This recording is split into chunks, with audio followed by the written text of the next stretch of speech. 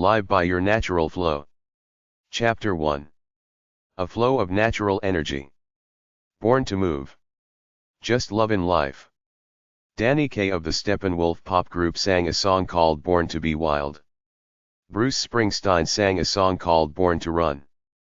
They were singing about one thing, the free spirit. All the money in the world cannot give you a strong free spirit.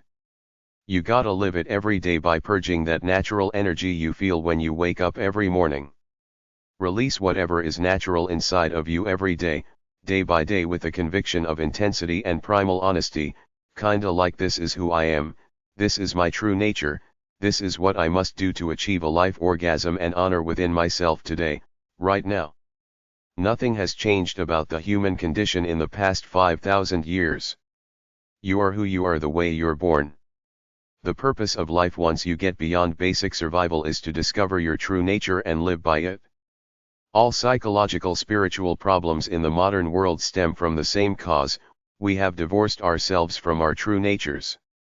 In the words of my native Indian artist friend, we have lost our way. Nobody grew up dreaming of working in an office. Your fantasies and desires are much more lurid and exciting than that.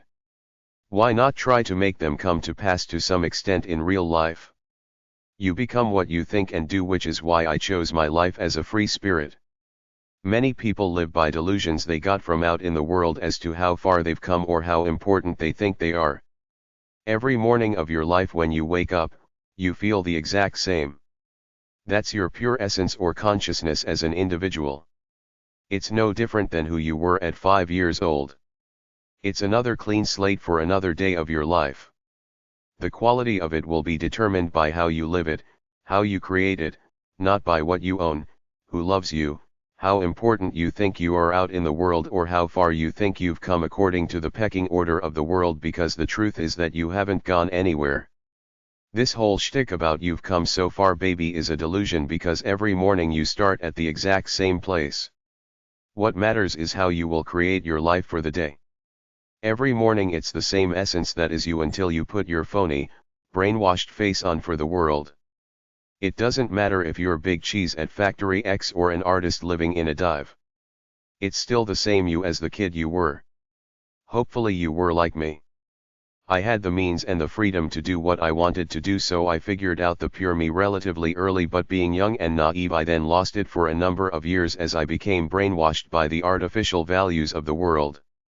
The point is that the kid you were all the way up to about 16 years old is probably much closer to the person you were really born to be by nature than the person you are today, because most people get massively brainwashed and sacrifice the free pursuit of their true natures in the process, often without realizing that they're selling their souls for the pursuit of artificial ideals that are not inherent to who they are. If you stop and think about it, just about everything in the world is about selling something to make money so you can insulate yourself from the problems and reality of the world. Even so-called left-wing, activist books and movies are for-profit ventures geared to make money. At one time, book publishers presented themselves as noble people trying to enlighten the world with knowledge, but nowadays it's more about marketing and image rather than actually trying to help people. If you don't believe me, check out a documentary called Diet Confidential about how several major publishers create and market diet books. You can't trust anybody anymore. I was listening to Othello by Shakespeare on the radio when he said something like he didn't care if somebody took material things from him.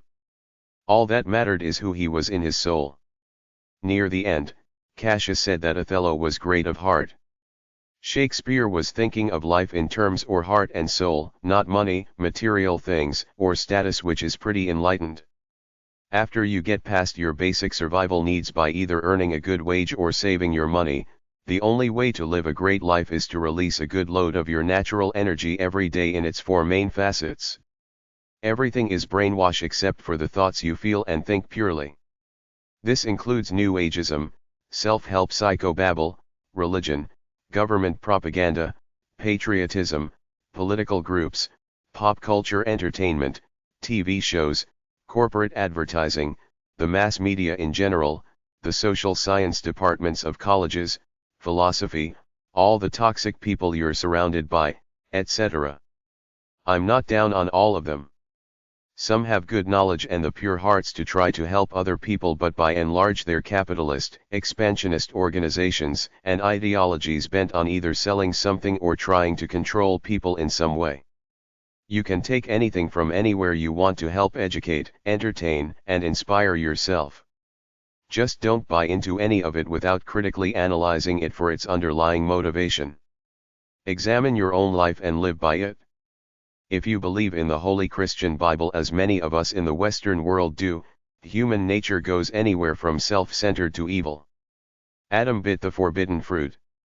The angels could find no good men in Sodom and Gomorrah, neither could Noah find any good men, and the assault on the wicked ways of humanity just gets more damning from there. They eventually killed the most loving man who ever walked on the planet, Jesus Christ, Son of God. The point is that if you choose to buy into some Pollyanna, New Age lies about the beauty of the universe and the brotherhood of humanity, you're an idiot wearing rose-colored glasses who's gonna get slammed when you least expect it by a bad person who sees you as a naive sucker waiting to be exploited. Purge that energy in your soul with an intense, inspired love for the process. God made me to manifest my genetic seed. God made me to manifest my individual genetic seed. That's what I feel and that's what I'll do until the moment I pass. If you want to stay strong and vital for life, you have to release that natural energy in your soul with gusto while avoiding the many assaults from the world in trying to pollute it. As individuals, each of us has an innate, inherent disposition otherwise known as our souls, which is our true nature. If you want to feel your life with intensity and get a rush out of it, you will follow it. This will give you all the power, strength, self-respect, and euphoria you need. The big buzz concept nowadays is goal setting. How dull can you get, as if setting goals and achieving them is gonna raise your life up to a state of transcendence. This is the best the capitalist, self-help industries have come up with to maximize your life, as they say. What a bunch of stupid crap. Why would any sane human being live by setting goals than working on them day by day? Life is considerably more flowing and sensuous than that. At least it is for me. I create happiness through what I do every day. It's kinda like Don Quixote slaying the windmills, Buddha on a long pilgrimage, Captain Cook sailing the uncharted seas, Tarzan swimming the lake, Casanova pursuing another romance, or Zorba the Greek dancing around. They're all doing something that feels natural, bodacious, inspired and intense. In order to get the full experience of life, I must do things that require some exertion, inspiration, passion, and fun in a swashbuckling way that makes me feel free, pure and good. I do because I must, because that's who I am. The human being is primal despite all his advances achieved through the cerebral mind. Happiness is at least partially physical, sensual, and inspired, in spirit, which comes from the spirit, not the brain. You can ask yourself 2 questions at any moment in time to know if you're doing the right thing in awakening your life's true purpose, which is the partial title of a convoluted self-help book. Am I proud of what I'm doing? Does it feel natural to me? What do I mean by illusions? Take some drug to get high. It will open up the floodgates of the mind, or as we call it, qi. Yanxi, Asian friend. Use up whatever natural talents your God gave you as your inspired purpose in life. The natives in Amazon who use ayahuasca know this, Carlos Castaneda, who wrote about mythical peyote trips, knows this, and a number of our modern-day drug advocates like Timothy Leary, John C. Lilly and Terence McKenna talked about this hidden place within ourselves.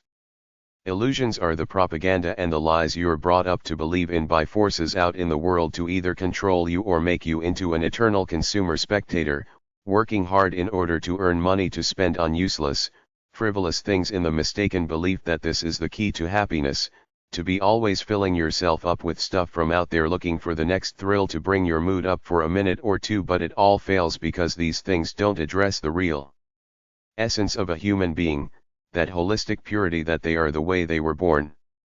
The major illusions of the world are as follows. A lot of money beyond what you need for basic comfort will make you permanently happy. Achieving career success or business success permanently puts you into a higher qualitative state of being than other people. Winning trophies or getting awards from out there somewhere raises your sense of joy for the rest of your life. You buy into what the talking heads in the mass media say.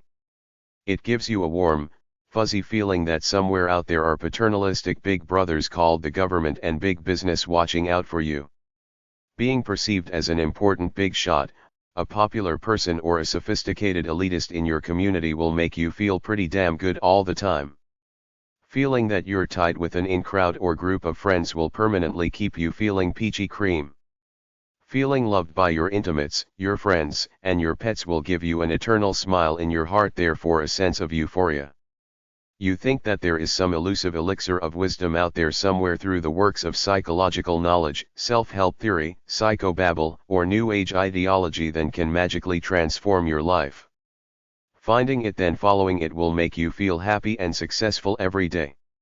This could be anything from the 7 habits of highly effective people, The Secret and the 10 life strategies to yoga, meditation, and Buddhism.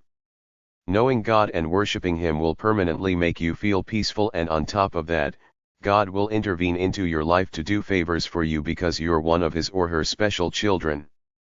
Buying new, fashionable trendy stuff at the mall will make you feel great all the time. Watching other people do things as in TV shows, movies, sports events, concerts, etc. will elevate your state of being to a euphoric level, just like all the smiling people on TV having a great, old, fun, frivolous time. All these things originate beyond you. They aren't inherent to you. You create a mental construct about them, believe in them and live by them even though they're not natural to who you are, the way you were born. This is how your society brainwashes you. It's nice to be loved, but it's somebody else's emotions put onto you. You're not doing anything unless you love them back. Your life is the transitory thoughts and feelings flowing through your brain/consciousness all the time. Every morning when you wake up, your flow is at a mundane level at what I call 50 on my soul scale, but it could be less if you've been living a generally miserable, generic life up until now. The best you can possibly feel every morning right after you wake up is 50. I know this through analyzing my life every day for many years. The only way to raise your state of being or the flow within yourself up to a level of euphoria and self-respect is to do something that's tough, challenging, inspired and stimulating from that store of natural energy that makes up your essence as a human being. You have to release your spirit. It's the only way to attain higher states of consciousness. There are 2 other things that add a little bit of happiness into your life, but they can't compete with releasing your natural inspired energy like an artist releases his or her natural energy through their art form. They are the pursuit of pleasure and giving love to others. The only way love can go higher is if it's naturally one of your inspired pursuits that you feel you were born to do, like if you feel you were born to help poor, oppressed people in some capacity like Saint Francis of Assisi, Mother Teresa, Stephen Lewis, AIDS Coalition, or Bono. This is your inspired purpose, so even though it's a loving activity, it's also in the realm of inspiration, which is where the bulk of a person who is enlightened and free spends their lives, in their inspired zones. Releasing their inspired natural energy. All the illusions are lies because none of them address the fact that your life is a transient flow that you yourself create by what you do and think every day. You and you alone either earn your sense of self-respect and euphoria every day by releasing what's vital inside of you, or you stay in a mundane headspace all day long. All you really own is that flow within yourself, your spirit. It's either strong by following the free spirit ideology or it's something else. If you want to be an enlightened free spirit, follow your own standard over and above everything the world has taught you and told you. Chapter 2. Purity, Truth, and Beauty. The 2 major ideologies. The best you can ever possibly do in life is to know who you are the way you were born and stay close to it. Stay true to your pure nature by releasing a good load of that natural, inherent energy that's flowing through your veins every day. Are we inherently good or selfish? Should we help other people or get what we can for ourselves? Is it about money and material excess, or is it about helping each other live better lives? Is it about competition or cooperation? Is it about loving each other, or is it about getting your piece of the American dream, trying to amass a great fortune with delusions of eternal comfort and ease. I started to get off the boat of life as presented to me by the establishment as a young guy, when they were telling me to be good and pious in church, while in school they were telling me to compete with everybody else to try to get the highest marks in class and beat everybody in sports so I could be recognized as a special person, stand on an illusory pedestal and win some trophy or trinket. On TV, the game seemed to be to try to be the top dude, be a star, get what you can for yourself and end up in a big mansion with a big yacht, living a lifestyle of extreme material excess, leaving all the losers behind who don't match your monetary worth. Most of us buy into the game of the two major ideologies of life. We pick one side and that's how we define ourselves. These two broad categories are 1. Friendly, cooperative, laid back, team player, Democrat, liberal, hippie, dope smoker, classical rock music, left-wing socialist, tree hugger, gay rights, love the world, help each other, why can't we all just get along, save the planet, drive a hybrid, better yet, ride your bike, take long walks on the beach listening to Air Supply. 2. Capitalist, materialist, ambitious, competitive, make money, profit, Republican, conservative, traditional values, three-piece suit, country music, alcohol, square, redneck, patriot, gays are breaking God's law, some people are just low-life scumbags that we have to protect ourselves from, there are terrorists lurking around in the bushes, we have to fight to get our righteous wealth in the world and destroy enemies at all costs, play golf, and keep score. It took me a while to figure it out for myself, but I finally did. They're both full of crap. They're canned ideologies. They limit me. I don't identify with either side simply because I have my own ideology of life locked up inside of me that was there when I was born. I don't play homie's game. I play my own game. The first thing is that everybody is a loner in their own head, loyal to themselves first regardless of what ideology they claim to be living by. The second thing is that all these phony in crowds and groups people claim to belong to are meaningless because everybody is a loner stuck in their own heads, their thoughts known to no one else but them, so despite any label a person might have, he or she is still just another loner going through life just like you.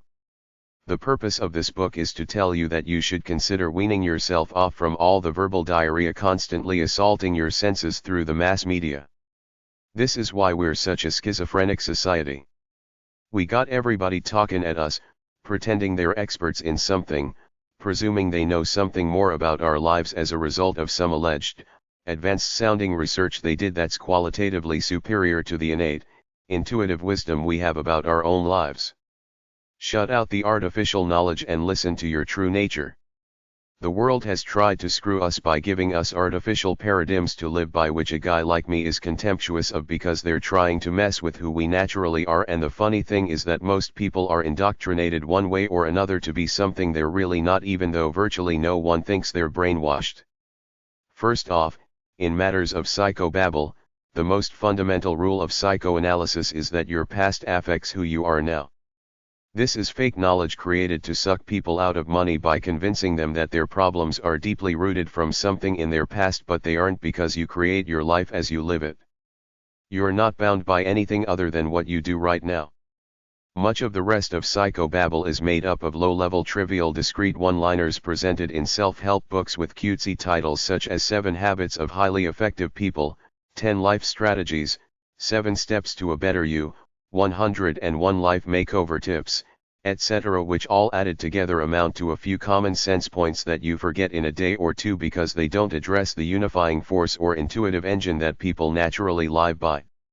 I've thought the deepest thoughts, worked my body as hard as I could, done some very risky things, taken high levels of mind-altering substances, sought out all kinds hedonistic sensations, and felt deep love, so nobody's got anything on me in living out the varied experiences of the human condition as intensely as any human possibly can, which is why I can't be manipulated or brainwashed. Take the journey to discover yourself, then honor who you really are. Enlightenment is when you're free enough to be yourself purely without being influenced by the outside world. Free spiritism is about discovering what's original and inspired about your life, then living by it. A monogamous marriage is not the only option for happiness, but virtually everyone is brainwashed to think it is because we've been watching love movies ever since we were kids. What about polygamy, open marriages, asexuality, fetishism, sex addiction, or carnal hedonism? The great sin in a prosperous society is to let your natural free spirit go to waste unused while you live a generic existence as a consumer spectator clone. Phony heroes and manufactured celebrities. I have my sense of youth, so I have everything. If there are people around who are fans of people they don't really know, they must be pretty weak and identityless to worship anyone other than themselves and their little circle of intimates, but this is what our cult of celebrity is about. You're looking to a manufactured image in the media to fill up something that's missing in your life. Is it any wonder we live in a lost society of deluded souls? A lot of mass manipulation is based on envy or jealousy. On TV, they present the cool, in crowd of society as pop culture celebrities, the characters in TV commercials and other television personalities who are on the air regularly, like the TV anchors, talk show hosts, politicians, athletes, TV evangelists, TV chefs, etc.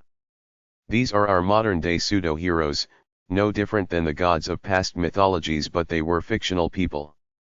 Nowadays they manufacture pop stars, movie stars, and a few politicians and professional athletes to seem like they're superstar, godlike people, and we're supposed to be the suckers who fall for this marketing hype, which is a lie because it's about larger-than-life images, not about people as they really are. This is the fake, collective dream they try to get the lower order, ordinary people among us to buy into, that somewhere over the rainbow there are cool people prancing around, smilin' all the time with pearly white-capped teeth, friends with each other, with nothing much better to do than sing a song, dance around the streets, party all the time and look good. This fake world is manufactured in a production studio, then beamed at us through the mass media. It doesn't exist in the real world because all the so-called stars have big egos and they're constantly worried about somebody more beautiful and fabulous toppling them, so there's no love, peace, and fun there in a united community of kindred spirit celebrities like the Hollywood image tries to portray, a bunch of special, elite people all having a great old time together. At the biggest, most hyped up, glamorous pop culture event of the year, it's still man alone. We go through life alone, our deepest, most innermost thoughts known to no one but ourselves.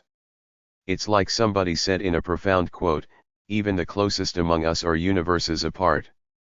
The vast majority of your life is spent alone in your head, your thoughts and emotions known to no one but you alone. That's the human condition.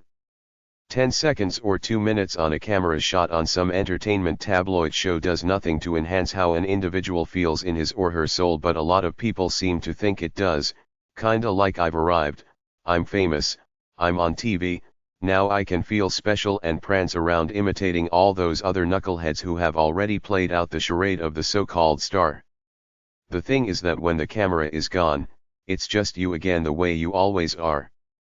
Most people, who are brainwashed, have some fake image bound up in their minds of an elite place somewhere where a bunch of celebrities are hanging out, all friends with each other, having a great time together in Hollywood, Beverly Hills, Malibu Beach, or Sunset Boulevard, which is nowhere near the reality of it, but they won't know this unless they go there and see for themselves that all the streets are paved with asphalt, not gold. There's no central place where the coolest people of the world are together in the same easy breezy, cool headspace.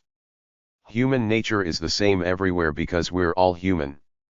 It's not like our pop culture celebrities are great people doing great original and inspired things either for the spirit of life or to help humanity. They're singing songs, spewing off rehearsed lines in some show, or shooting balls into a net, pretending it's advanced stuff that all the regular plebeies like you and me are dying to watch because this junk has been manufactured and hyped up to be the supposed cutting edge of life. They've manufactured an artificial frontier that we're supposed to look to in order to get our thrills, our sense of identity, as in the next top model, pop idol, dancing fool, etc., and our ideas of how to be cool, while I look at it and think what a bunch of low-level brainwashing crap that millions of generic stooges fall for. If you really wanna be cool as opposed trying to imitate some person you saw on TV to try to culture a cool image about yourself, take your true identity as far as you can go with it. That's cool. Nothing else is. The best way to live is to look into yourself and develop what you see for your love of your own life. Happiness is feeling your soul unleashed. Live naturally by whatever is tough, original, beautiful, transcendent, and inspired within yourself.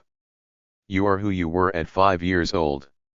I have my own soul, my own spark of divine fire. The professor, my fair lady. All love starts from loving yourself.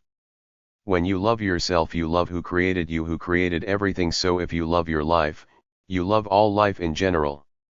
Mystery, the blues man. The reason why many people in modern society live anywhere from mundane to miserable lives without knowing the cause of their empty feelings is that they're following artificial standards from out in the world rather than their true natures. Your pure soul is much richer, stronger, freer, lustier, more sensuous, noble, and beautiful than your job, the junk food you eat, your self-perception of your status out in the community, ego, and the pop culture entertainment you watch on TV. Yet many people go along with the formula of success and happiness presented by the establishment at the expense of what they really feel deep down in their souls. What is your pure soul? It's who you are in the fantasy action shots of you in your ideal state. You got your own personal fantasy images of who you are. Make them clear to yourself, then live by them to the best of your ability. It's not that hard to freely draw out your fantasies on a piece of paper, then resolve to live by them.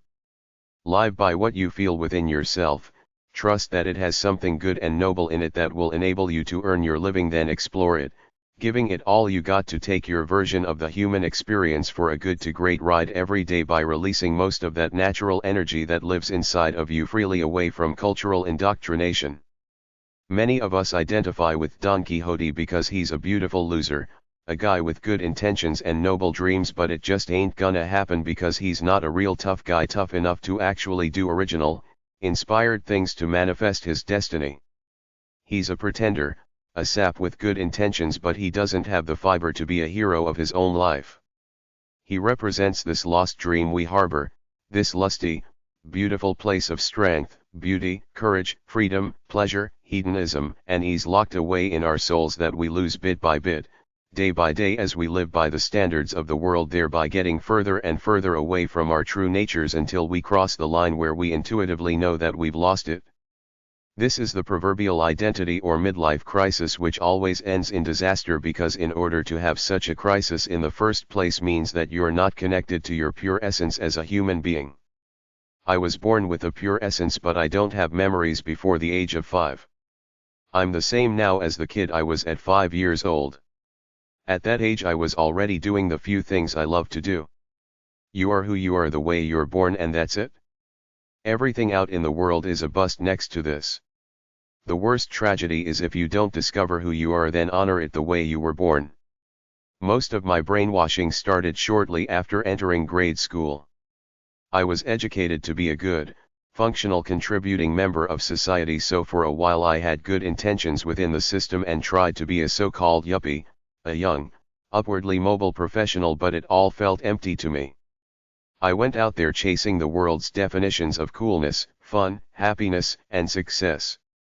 I met a lot of people, went to a lot of different places, did a lot of different things, and used a good load of mind-altering substances. Some people never get over this exploratory phase of life. They're always looking for something new out in the world to temporarily fill them up. I did a lot of looking for something out in the world, but at the time I didn't know what I was looking for. I later concluded that I was looking for was a place where people were cooler, more enlightened, happier and more loving than anywhere else on earth, something like the community Galt's Gulch in Ayn Rand's novel Atlas Shrugged, but in the end I realized it doesn't exist. It's just me alone with my own personal fantasies of an ideal lifestyle. If I can find a few soulmates and kindred spirits to share my views here and there over a lifetime, that's the best I can do, that's the closest I can get to feeling connected with other people in an intimate way that matters. After I realized the human race is a bunch of loners walking around each with their own fantasy vision of life known to no one else but themselves, I freed myself from trying to be an in-crowder or trying to act like a good, little successful conformist within society. I've made peace with my version of the human condition. I know how sexual I am, I know I'm self-centered, I know I get angry when someone messes with me or acts like a jerk around me, and I know I like the sensations of pleasure. That's you too, because that's basic human nature, but most of us don't admit who we really are to ourselves. We're a little more flowery and delusional. Be real. Don't live in any delusions, especially all that fake religious, new age, humanistic crap that can't help you when you're dealing with some of the sharks out there in the real world who can eat you alive and not think twice about it. Start with what you love to do like you did when you were a kid, and figure out a way to earn a living from it by offering something useful that can help, inspire, or amuse people. That's the major key to life. Along the way, shed all those delusions you've been indoctrinated by about what happiness and success are. Is it any wonder modern society is full of depression, anxiety, aggression, alcoholism, prescription pill addicts, compulsive shoppers, pop culture clones, junk food junkies, and losers constantly talking on internet chat rooms? They don't know their true identities, therefore don't live by them, so they can't possibly be happy. Charles Dickens's hero David Copperfield asked himself, will I be the hero of my own life? Will I able to respect myself every day because I feel like I'm doing the right thing, or will I constantly feel a gnawing sense of emptiness within me because I intuitively know something is not quite right about the way I'm living my life?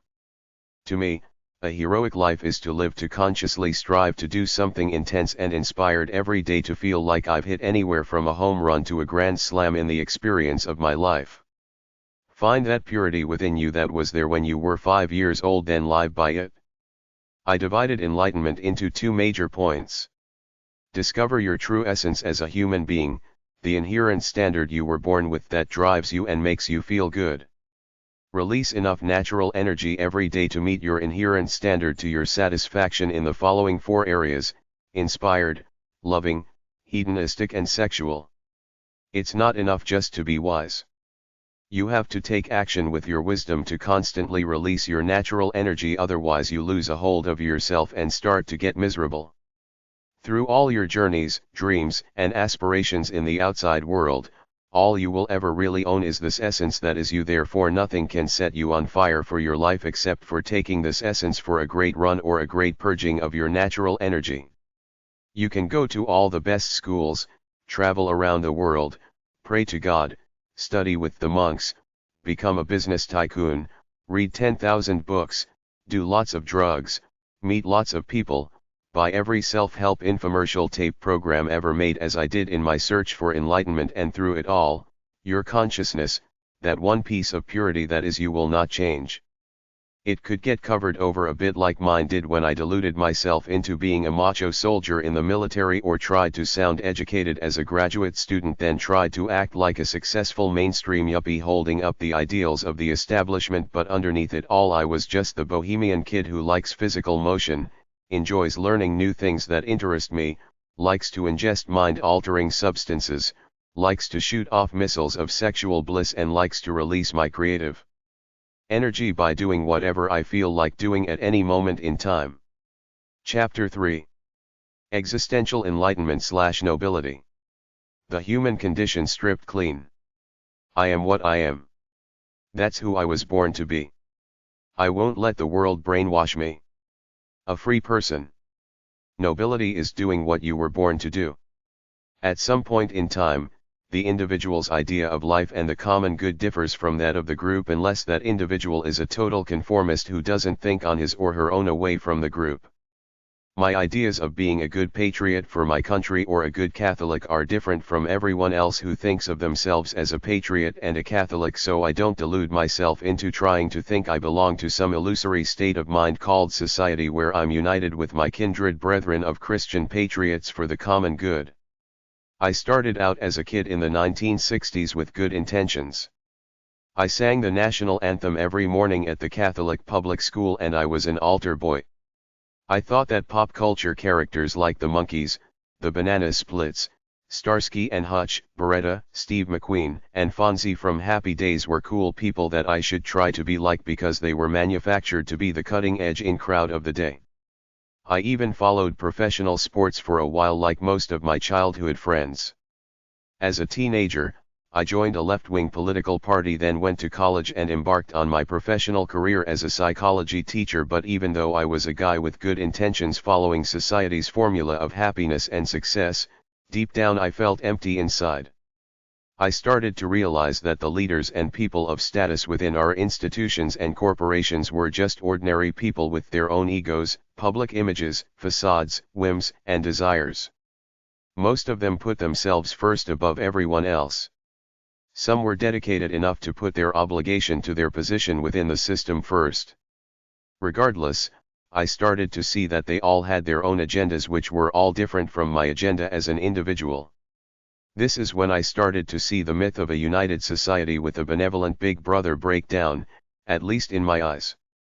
I saw a bunch of individuals, most of them self-centered because that's what we are by nature, playing out a role in their jobs and out in society of being conscientious, morally good, hard-working people on the straight and narrow. But when I got close to people and saw what they were really like, I saw a bunch of loners, each with their own whims, carnal desires, illusions, delusions, and ideas of hedonistic bliss, happiness and success. Despite these ideas we have created for ourselves about a united society with people all pulling together for easy breezy fun times and the common good, we're really just a bunch of individual souls with nobody knowing what anybody else is really thinking, each of us putting a mask on when we go out there into the public domain of society. So I figured, why should I play this game of society versus playing my own game with my own life? The logical conclusion I ended up at was screw this massive grand illusion, which is an effective way to control people.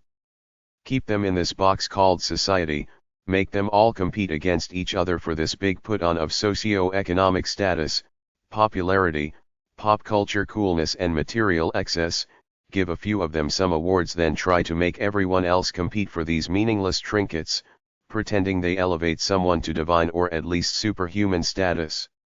The truth is that you are who you create yourself to be every single day, nothing else. Work your body to feel like you took it for a good to great ride of exertion. Work your mind by purging a good dose of creative intellectual energy. Find whatever is good, positive, and useful within you, then use it, earn your living and help people. Release whatever is pure and primal within you, unashamed and unabashed. We're all sexual and hedonistic beings. I am a carnal hedonist and I'm proud of who I am because that's who I am, the way my God or nature created me to be. Be a lover of whoever you're with. I love a few people and a few pets greatly. I love to love them. It does a lot for me to love them. The big picture.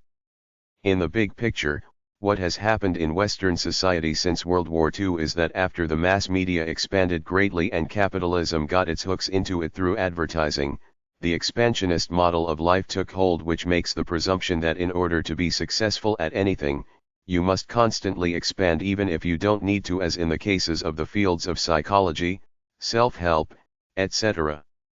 They kept on pumping out new theories, new therapies, new syndromes, etc.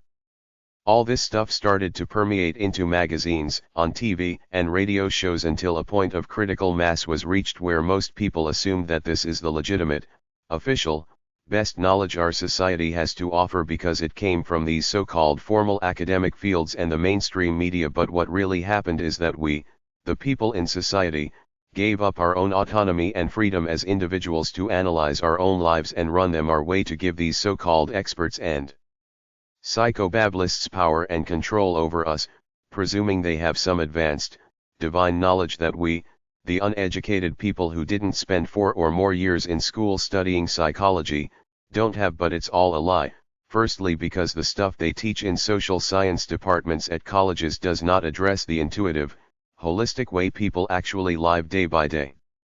It's the scientific approach to human behavior. They take one specific behavior like a medical doctor would take one disease or illness, then do a bunch of experiments on it without addressing the global streams of consciousness that really run our lives, the way thoughts are constantly going through our brains.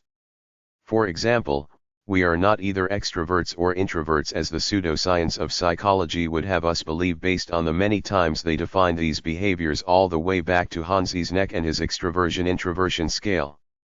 We are really a meld of ongoing life. Sometimes we feel extrovert when with friends, feeling comfortable. Sometimes we feel introverted when we're with strangers or not feeling so hot. Nobody is a one-dimensional extrovert or introvert all the time. It doesn't make any sense, but it's conventional psychological dogma. Secondly, everybody is a loner stuck in their own heads alone. You are your own distinct entity and end in life. Nobody can ever know what you're thinking and how you're living, even though some people might pretend to know. It's only you alone who lives your life. Thirdly, the big lie is that a so-called psychologist or psychiatrist has some insight into the human condition. What they really have is one-dimensional, academic knowledge that they learned by taking X number of dry courses. They passed all the tests, did what they had to do to get the credential, but it still doesn't mean they have true wisdom and intuition about the human condition. If they do, they had it away from everything they ever studied in college. If they don't have wisdom, they can't really learn it in a classroom. You can only learn it by analyzing your life for the distinct entity it is, to discover the inherent wisdom that lives inside of you and to analyze your experiences out in the world. I've known my share of psychologists who passed all their courses and got the degrees but were timid, little people who had never been out of their comfort zones in their lives to experience life as it happens alone, away from their limited, safe environment, so they couldn't possibly know much about the entire range of the human experience because they had not done much living for the experience of life itself, the good, the bad, the ugly, the psychedelic, the transcendent, the heartbreak, the gladiator in the arena going for his limits. How can anyone possibly know about human nature if they're not out there as curious life explorers checking out what's going on to satisfy their own need to understand the way people operate in general? You can't learn this stuff in school, but we give credentials to people as experts in human behavior based on passing X number of courses they took, even if they're geeks, pansies, and nerds who have never done anything freely that took some risk. You get wisdom in mainly two ways, with book or academic learning coming a distant third. You realize you have a natural inherent purity or essence as an individual that you were born with. You discover exactly what it is through reflective thinking, then live to honor it. You live your life day by day, contemplate and analyze your experiences with people out in the world to come to your own conclusions and live by them. You learn by reading books, watching TV talk shows, listening to gurus, etc. The best that you can possibly do by listening to others is to learn the first two steps I just described, then live by them. After that, everything is a bust. Nobody can teach you anything else. The best thing that the best teacher in the world can teach you about life are steps 1 and 2 that I just described. That's it. There's nothing more. I don't believe in the clinical diseases of depression and manic depression. It's just a hyped-up byproduct of being uninspired and mundane, which most people are, but they don't realize this is what's really happening. The mental health industry has laughed all the way to the bank, making billions of dollars over people's weaknesses to not discover their true natures as individuals, therefore not honor them, which is why they feel miserable about their lives. Uninspiration is simply a person who feels down because they are not doing what they really want with their lives. They are not the people they really want to be, which is just about everybody when you peel away all the facades and the brainwash. Many people who are uninspired don't know it. They don't understand that the key to a good to great life is to release your natural energy with inspired gusto. They think you just work, make money, eat junk food and watch TV, and then we wonder why we live in a lost society full of generic consumers. Granted, some depression is caused by a real tragedy like death, divorce, or monetary loss, but any real human being knows they only have two choices: either have your cry, then get on with trying, be inspired and positive, or stay in your little pit. That's how simple it is, and all that crap about psychotherapy, the lie that the past affects who you are right now, is just a money grab for so-called therapists. They have to keep you coming back in order to make more money off you, so what better way is there than to say the past affects who you are? You have to resolve that fake wounded, inner child, unresolved conflict. What a crock of capitalist crap. And then they talk about all this biochemical imbalance crap. First of all, you create your own biochemistry by how you live, what you think and do. Secondly, they have no way to get inside the brain and measure endorphin levels, and even if they did, everybody's baseline is different. They can't tell if you're experiencing a deficiency of some neurotransmitter, but they give off the impression that they are on the cusp of cutting-edge neurotechnology.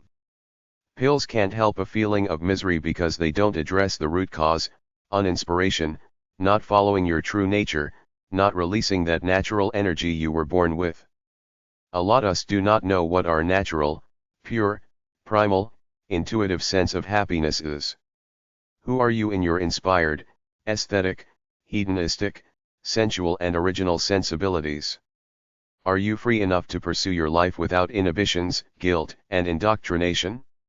If you want to live an inspired, transcendent lifestyle, all you have to do is know your true essence as a human being, honor it every day and figure out a way to make a living from it. Everything else is artificial, fake, hype or minor amusement. There is no utopian pocket of enlightened, fun, peaceful, easy breezy cool people anywhere in one place on planet Earth. It only exists in fiction, as with Galt's Gulch in Ayn Rand's writings. Watch the movie Clockwork Orange from 1980.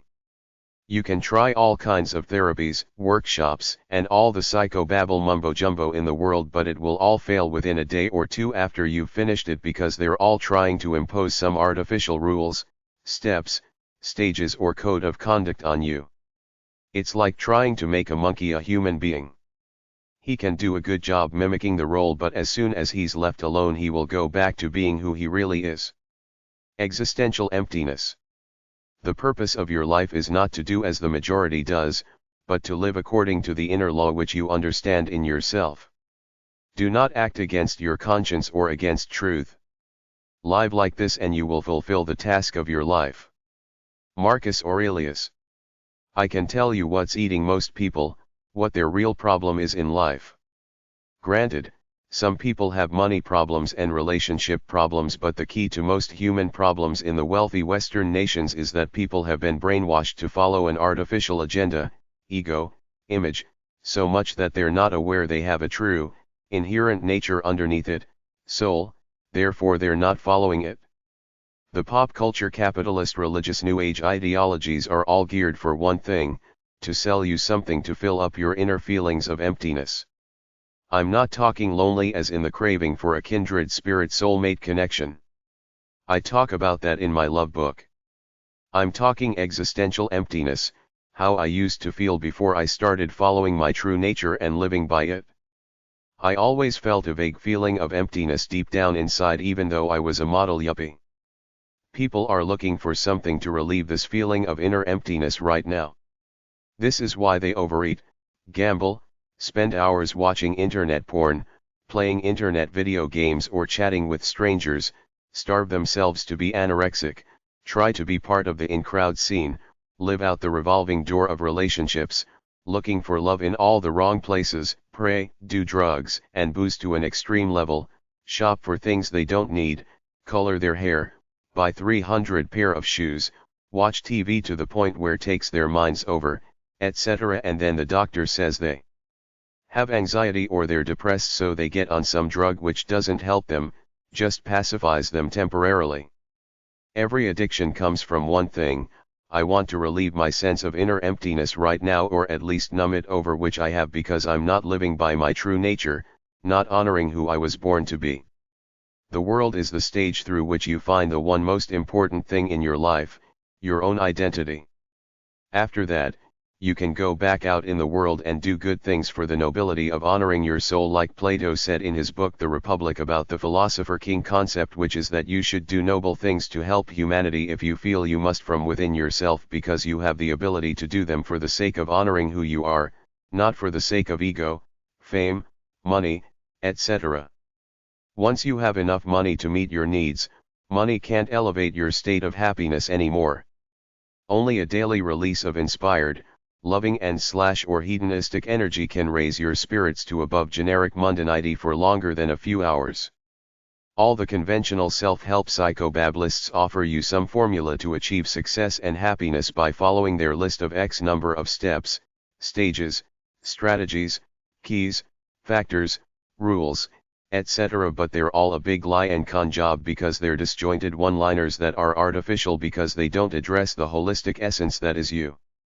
If you try to follow X number of rules as a way of life, you get bored very quickly and either revert back to your usual routine or feel very miserable for following this artificial code. I'll tell you the greatest wisdom any self-help, psychobabble book or tape program can give you. Set a few goals and work on them little by little, day by day. That's it. I went to a workshop that was hyped as the biggest self-help motivational team on the planet with a total of 6 speakers, each hawking a book or a DVD, 1 superstar that most of us know and 5 underlings. Most of the people there were at least 45 years old. It made me feel like I was at a midlife crisis support group for corporate workers who had followed the traditional work ethic all their lives and now lost their way. They needed a boost to reinvigorate themselves to go back to their dull jobs with fire in their eyes. When he, the tall, lanky, self-help guru came out as the last act, they played some loud rock music and the people started chanting his name as he spun around real quick, like then pointed at individual members of the audience with his big perma smile, at least for the duration of the performance, as he started jumping up and down and all the clones near the front started jumping up and down with him. To me, it looked like a cult of middle-aged nerds looking for a lifeline, but they weren't gonna find it there because it was already inside of them. Only they were either too brainwashed or too weak to discover their true natures then live by them. This lasted for about 3 minutes with all of them dancing around. Then he opened it with, "You can tell how old someone is by how much energy they got," and proceeded to give a talk about neurotransmitters in the brain, ending it saying, "Get some exercise. It will make you feel younger and more energetic, therefore you'll be more successful." Of the other speakers, here are the one-liners I got from their shticks. Be thankful for what you got. Save your money for retirement. If life gives you lemons, make lemonade. If you're down and out, get up and do something. Give out positive intentions and positive vibrations and it will be returned to you multiplied. Believe in yourself because if you don't, no one else will. This basic one-liner knowledge cost $200. Most of it was paid by people and companies who used it as a business expense on their taxes for education. You are not a machine who lives by setting goals and working on them. You are a human spirit, an instrument of beauty, inspiration, adventure, lust, love, guts, desires, and evil. I am a bohemian artist of my life. I can't help it. That's the way I was born. The New Age touchy-feely lie about loving your fellow man in a brotherhood of humanity violates the first tenet of human nature: we're self-centered by design. We care about ourselves way more than we care about others, even though many of us live under the delusion that we're caring, kind individuals. If we were as loving to our fellow man as we think we are, all the world's problems of hunger and poverty would be solved by now, because we would be so saddened by the pain and suffering out there that we would have shared our wealth with the have-nots, but we don't. It's us with our lives of excess in the few wealthy countries and the poor people elsewhere living in straw huts. And you know what's worse than this? The mainstream TV and radio networks are constantly brainwashing anyone who tunes in to aspire to be this capitalist, successful clone living a life of material excess as the be-all end-all, Shangri-La kinda like I got my load of crap I don't need, I'm living large, I'm a winner, fuck the homeless, poor, racial minority plebeies living at the bottom of the hill on the other side of the tracks. You create your life by what you do or don't do. You don't sit around with positive intentions, and everybody thinks they got positive intentions, waiting for some genie from the universe to grant you your wishes. This is passive, wishful thinking, a masterful, marketing hype con job perpetrated on stupid, gullible, naive people over the past several years. The Buddhists, the Jesuits, and Hare Krishna types get up at 4 o'clock in the morning to meditate and do yoga, then spend most of the day sitting in one spot contemplating life, their God, peace in the world, or whatever it is they're into. This fails as a stellar life for 4 reasons. The first is that life ain't all that deep. Once you find your true essence as a human being, you're enlightened. The battle moves into honoring who you were born to be day after day. Secondly, if you sit around and don't release that natural, inherent, potential energy that's inside of you every morning when you wake up, you can never be happy in the glorious, euphoric sense of the human condition. Happiness can only come by releasing one's natural energy with passion and ferocity. Thirdly, it's a waste.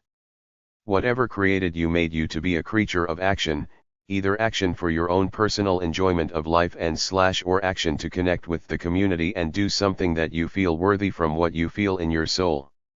I've heard of Buddhists going on 3-year pilgrimages of silence.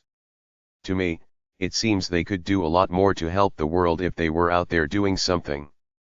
Fourthly, meditating on peace or anything is an artificial code. It goes against the natural, carnal, self-centered nature within ourselves. I acknowledge exactly who I am in all its beauty and ugliness, then I work out from there to decide if I'm to do something worthy with my life despite being hooked on the carnal pleasures of hedonism and wanting my piece of the material excess pie that's constantly bombarded at me on TV and in frivolous magazines. Karma is largely a Buddhist and Hindu concept.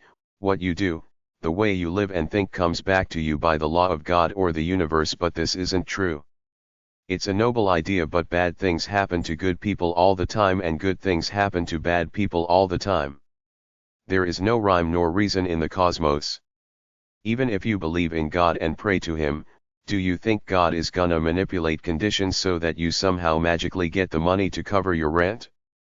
If you watch a number of preachers on TV, their shtick is that if you send them money so that they can continue on with God's work, as they say, as opposed to living the lavish lifestyles many of them do, God will see your good intentions and reward you. The truth is that God tells you to be modest and live for His will. You will be rewarded later in heaven. Prosperity religion is a lie. I am the instrument of my own destiny. I never engage in wishful, fantasy thinking, nor thank anyone if I have a stroke of luck or curse anyone if something bad happens to me. It's all part of the randomness of life. Individuals die before their time all the time, but the human race continues to go on. That's the big picture, humanity struggling through life, not knowing what the destination is but struggling anyway because it's all we got. It's like the last scene in Steinbeck's Grapes of Wrath. We're always trying to move ahead to a better life in a mythical Eden somewhere, but life is far from perfect. Still, all we got is to move on and try to do something, so we do it. Regardless of what you believe in, don't buy into karma. Be aware of all the injustice and unfairness in the world all the time. If you think people are gonna treat you well just 'cause you're playing out the naive, Pollyanna role, you'll get a knife in the back when you least expect it. If you smile at everyone and try to be a good person, someone will abuse and exploit you at some point in time. The world is not waiting to welcome you with open arms just 'cause you're such a good, fascinating and wonderful person. Use some restraint. There are a lot of wolves in sheep's clothing out there. We're always being told we live in free countries. The government acts like it's in charge of us, that you should listen to what your governments say and follow their rules even if they're stupid, infringe on your rights as a free being in the universe, and don't bother anyone else, like seatbelt and helmet laws, drug laws, and sex work laws for starters. A lot of young men died because they listened to the patriotic propaganda their politicians told them about fighting for some noble cause, but what they were really fighting for is the aggrandizement of the politicians' egos and profits for the industrial war manufacturing machine.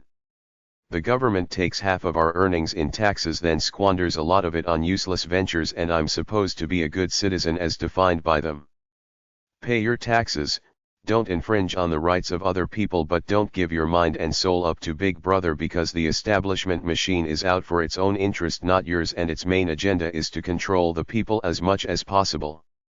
A sense of community pride is fine where you live, but all our countries are artificial. This is the cause of almost all our wars along with religious differences. There's one planet Earth, one race of people. We shouldn't be cheering for individual countries at the Olympics. We should be cheering for the glory of humanity when someone does something incredible. The social scientists, who distinguish themselves from what they call the pop self-help, life coach movement by claiming to be the formal study of human behavior, study such things as psychology, sociology, and economics. The so-called field of psychology has at least 20 subfields like experimental psychology, social psychology, educational psychology, cognitive psychology, behavioral psychology, clinical psychology, humanistic psychology, industrial psychology, etc. The problem is that they approach the study of the human condition from a pseudo-scientific point of view. They're not allowed to search within themselves to find the intuitive wisdom that they were born with or analyze their experiences in the world to use them to come to higher insights about the human condition. They have to follow a set formula called quantitative research methodologies, all based on the scientific method, which renders all their experiments null and void because humans are about as scientific as the concept of God is. They nullify the human soul, that intangible essence of people that runs everything they do, then try to categorize life and break it down into a bunch of steps and actions caused by specific stimuli, the experimental variable, but it never works because there are things higher than classical conditioning, operant conditioning, common sense, and conformity. We're not just reactionary machines that can be broken down into a formula. We have our own individual intentions, desires, and personalities. New fake knowledge such as a new book on the new latest syndrome is marketed no different than any new consumer product, with hype/fake excitement. The so-called creator pretends they did something profound to help humanity, but it's all an ego boost in the name of career success and making money. The liberal arts and humanities from history are versions of what it means to be a well-rounded individual in the spirit of the Renaissance man put forth by our standard organized system of knowledge, but the problem is that they are formal academic disciplines defined by people within the academic establishment, interpreted by the particular writers who interpret the knowledge and wisdom from the past and the teachers who teach this stuff. I'm talking about stuff like history, philosophy, literature, art, and other similar subjects like some religion and anthropology classes. As such, it's all fine and good as an academic exercise, but it's still nowhere near my ride of my human condition and my analysis of it as a case study of one. Furthermore, any knowledge written more than 20 or so years ago has no scope of the life I live or have the potential to live because of all the technological gadgets we have, and because for the first time in history, a bohemian like me can pursue my entire life examining it, unlike before where just about everybody had to do some manner of work to survive. I don't live in the same worlds Plato, Da Vinci, Nietzsche, Copernicus, Galileo, or Kierkegaard lived in, who spent their nights without lights, TV or radio, so they had plenty of time to sit around, think, then write their thoughts down, much of which reads like convoluted verbal diarrhea nowadays. All great thinkers are united by one thing. They have the ability to think their own thoughts purely in order to come to their own truths based on their own ride of the human condition without being bamboozled or brainwashed by the outside world. This is what I share with my particular kindred spirits from the past, but at the same time, none of them had near the resources or the free life I do, where I can do what I want in peace, even if I'm not a wealthy man, because I have few material needs and enough to live a life of basic material comfort which doesn't cost much. I follow my natural spirit as purely, intensely, freely, and lovingly as I can until I get old, weak, and fade away. What can I do to be euphoric and stay that way? Any life, no matter how long and complex it may be, is made up of a single moment, the moment in which a man finds out, once and for all, who he is. Jorge Luis Borges. The saddest thing in life is wasted talent. From A Bronx Tale. Sadness comes from three basic things. Firstly, you're beneath the poverty level and always struggling materially to get by. You experience some loss like death or divorce. Thirdly, you don't release your natural energy, so it sits inside of you unused, eventually causing feelings of disharmony, misery, depression, self-hate, self-contempt, loss of self, etc. A free, enlightened individual knows what they like that lights their fire and floats their boat, so to speak, what inspires them and makes them feel good to great in the inspired, hedonistic, easy-breezy cool, transcendent sense. I'm wise enough to know I need enough money to live at a basic comfort/subsistence level, but beyond that it's about what I do, not what I own, contrary to the massive corporate capitalist media onslaught constantly trying to turn me into a pacified consumer spectator clone. The enlightened free spirit's only rule is don't infringe on the rights of others. Beyond that, I can do anything I want to pursue my versions of pleasure, happiness, fulfillment, wholeness, freedom, love, intensity, and inspiration, and try for an eternal sense of ease and fun about my life. As long as you're purging out all your natural energy, you're always feeling good. It's normal to feel sad if you're constantly worrying about money or fighting with your spouse, but if you don't have these types of problems and still find yourself feeling sad for long periods of time, it's because you betrayed yourself. You followed the artificial codes of the world over your true nature, and now your soul/essence/inner voice is telling you that you're not in harmony with the inherent engine that you were born to be. I must warn you that the pursuit of money for its own sake will not bring you happiness beyond the basics. Once you have your bills covered, money can't make you happy. There's a diminishing return of happiness for every dress, car, house, home decor trinket, kitchen makeover, stove, or video game you buy beyond the one or two that you need. Even booze, drugs, ice cream, porn, and caviar lose their luster after a while. You burn out on them. You can't burn out living to be inspired every day. On top of that, the American dream philosophy is competitive to the point of unscrupulous. It's about doing whatever you feel you must to get more market share with no scruples involved. Beat the other guy, destroy him, then stand on your illusory pedestal. Once you're financially secure in a basic, modest way, the true purpose of life is to live for action, to release your natural inspired, loving, hedonistic and sensual energy to a good measure all the time. I have great relationships with several people, but I don't smother them. They need their time to live their lives. Even in the greatest love affair, an hour of intimacy a day is a lot of time to be connecting with someone one-on-one, as opposed to being passive in the same room together doing something such as watching TV. That's not intimacy. That's two loners watching TV, each stuck in their own minds with their own fantasies. How much time does sex take, even if you're doing it several times a day? If you're doing it to yourself, it's even shorter. Shoot that missile off and keep going. There has to be a great effort from your soul to purge that energy in order to feel great about your life. There are a few other ways to create transcendent experiences, but this is the major way. Happiness is not an automatic given by virtue of my existence. I have to earn it every day, so I know there is no one anywhere who wakes up with a big, goofy smile on their face because they're supposedly living such a great life just because they're alive, kind of like the Pollyanna fantasy.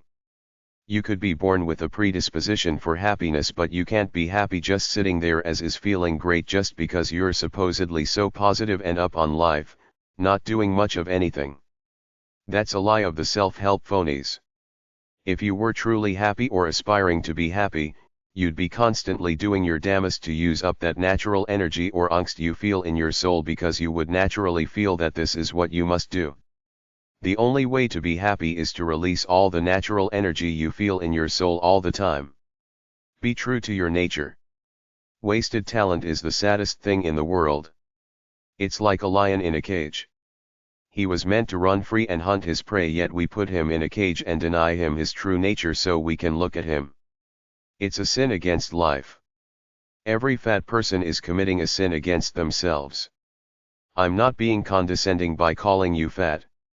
You know within yourself that you're violating the way your God created you to be. You're out of harmony with yourself. Only you and you alone can earn your self-respect. Nobody or nothing on the planet can give it to you but you. If you're not consciously earning it, you can't be feeling very good about your life regardless of what other pretenses you might be living by. Our society is in the midst of a great spiritual aesthetic depression. Everybody is always talking about upgrading, moving on up, getting a bigger house, a better car, more expensive clothes, but all these things are meaningless beyond basic comfort. I even see preachers on TV encouraging their flock to try to upgrade to a better apartment, better job, etc. What exactly does all this empty upgrading do for you?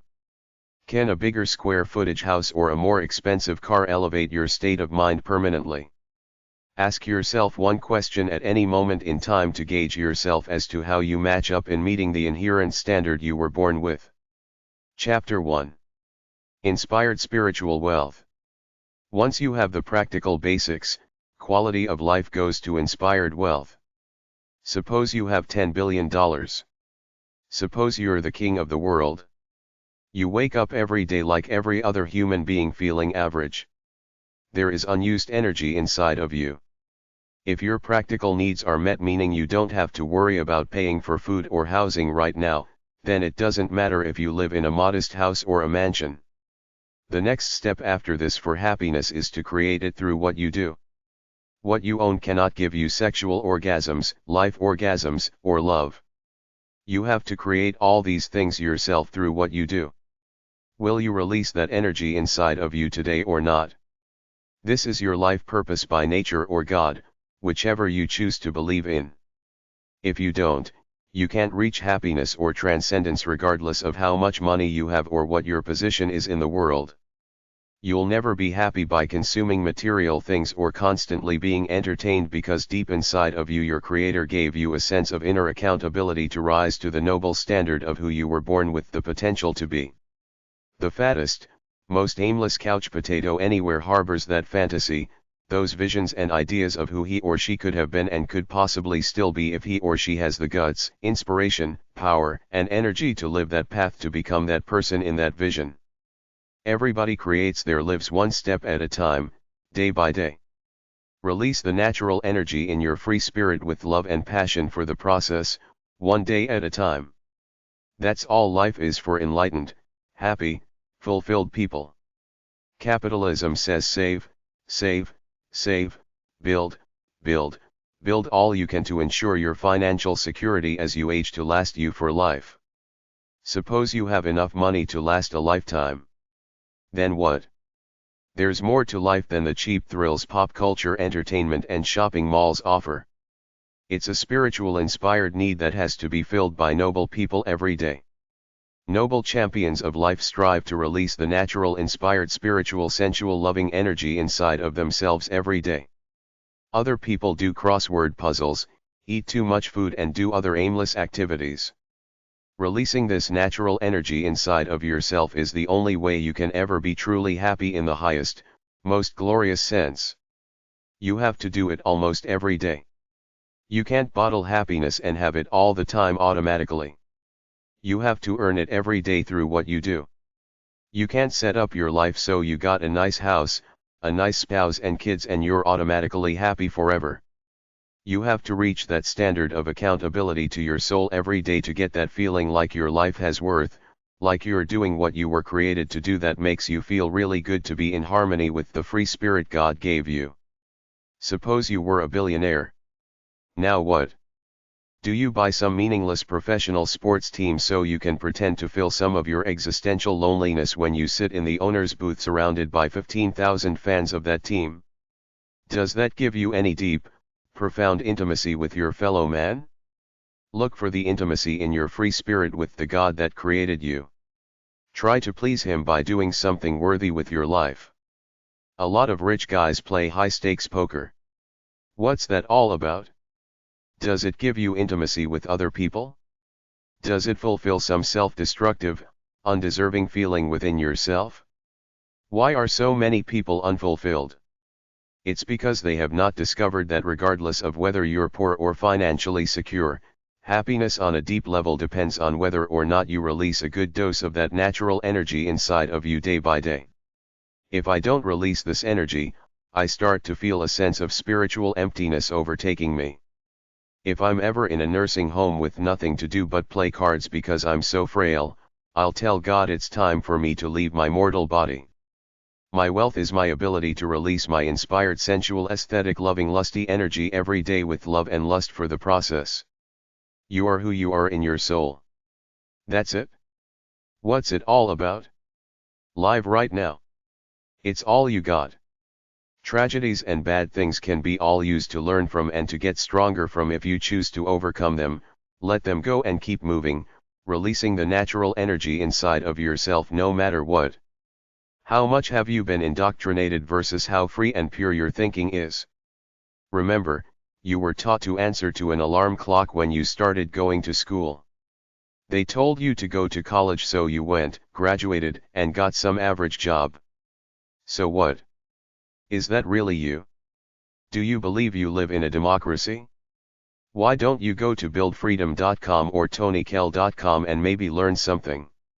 The only way to keep a strong spirit day by day is to discover who you are in your true nature, then make a decision that you will honor that essence by releasing a load of that natural energy every day to meet that inner standard inside of you. I discovered the only way I could be happy day after day in the aesthetic, euphoric, spiritual, loving sense is to release most of the natural energy inside of me every day to honor the standard that I was born with. If I didn't do this, I would feel miserable, which is why I have no choice but to constantly keep releasing whatever inspired power lives inside of me. It's the only way to live a great life in harmony with your true nature. Now that I'm getting older, I find fear creeping in. I used to be strong and free. I watched my mother and father deteriorate. I have had some dark nights of the soul where I feared aging, death, and financial uncertainty. What am I going to do when I'm not strong and vital like I am now? Ultimately, we are promised life only in minutes at a time. I shouldn't worry, just do what I can as I live day by day. Follow your true nature without breaking any laws. This is all the wisdom anyone needs. Then you need the strength to release all that natural energy every day, day after day, without allowing yourself to get weak or distracted by the outside world. If you don't live by the purity in your soul, you're betraying yourself. This unused energy inside of you makes you feel empty, sad, and tense. The human race is full of self-betrayal. It's the tragedy nobody ever talks about. The so-called mental health industry seems to have missed it. What is a boundless release of natural energy? You know it when you're doing it, in the midst of it. It's a euphoric feeling of inspiration, goodness, and power. I don't see very many people talk about it as one of the great prizes of being alive.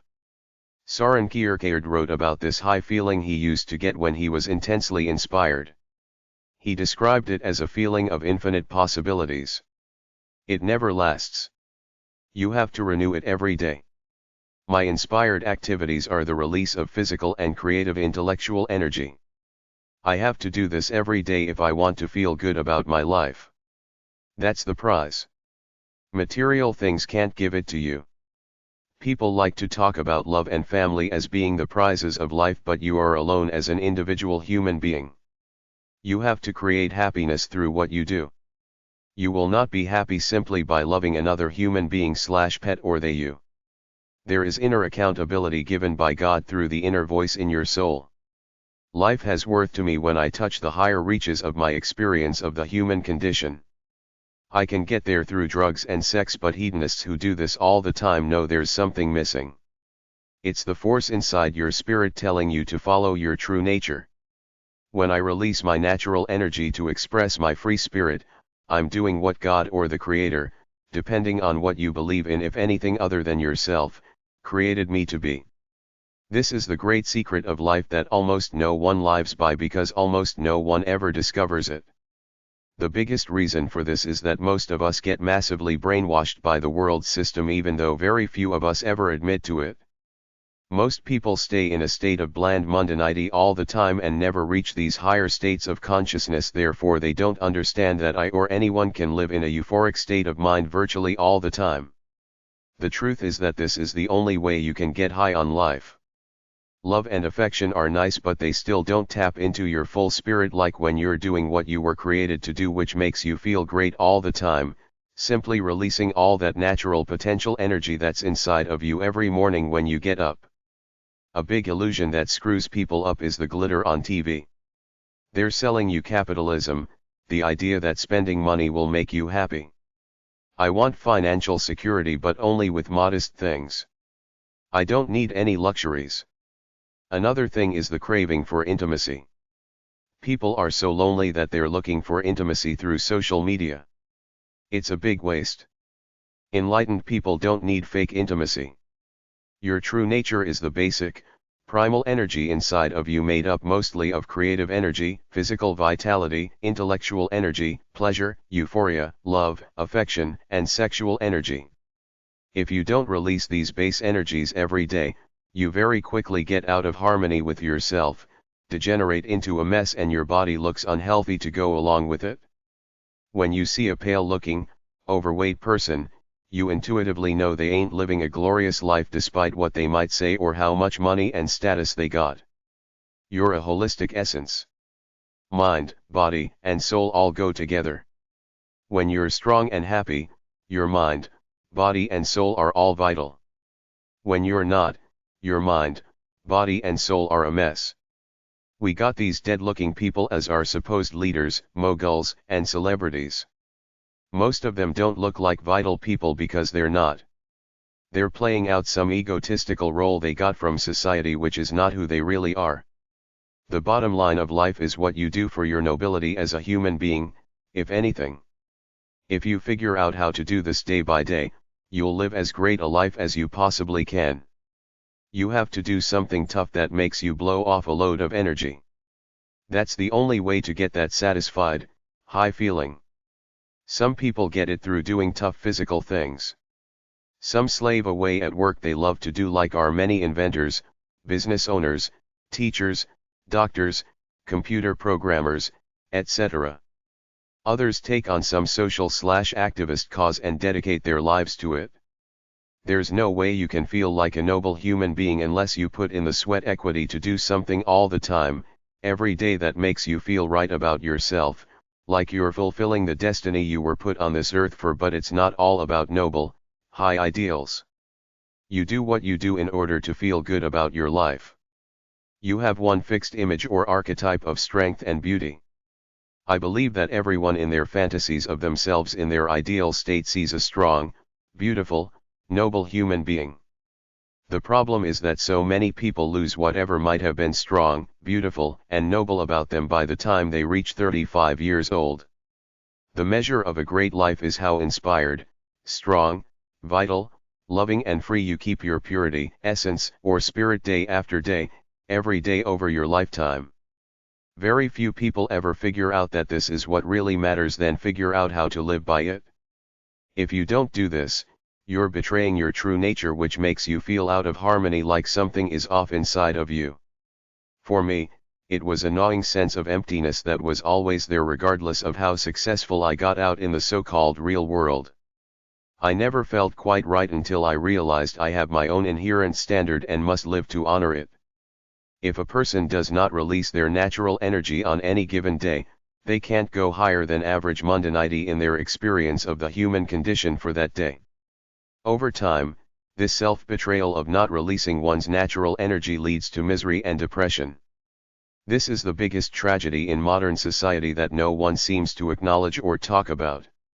The major natural energies are inspired, physical, creative, intellectual, sensual, hedonistic, sex, loving and affectionate, practical, what you must do to survive and thrive.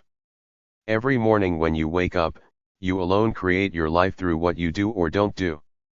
Work hard, people notice and give you breaks. Be anything less than a hard worker and the universe ain't gonna give you anything regardless of your so-called intentions. The capitalist version of happiness is to be a robot, set goals that you got from the system, then try to achieve them to hit the big score, make a lot of money and or get famous, win the big game, win the award, sell the most widgets. But nobody ever tells you that tomorrow morning you have to recreate your life all over again for that day. No mania from yesterday can sustain you today, not the greatest victory or party in history. When you wake up, you feel average. The only way to up your mood to the point of euphoria and transcendence is to release a good dose of natural energy to match your inherent standard of who you were born with the potential to be. I want to be physically strong, eternally inspired, creative, intelligent, vital, and I want to love and be loved by the few people and pets I deem important to me, so my life focuses around releasing my natural energy in these few areas all the time.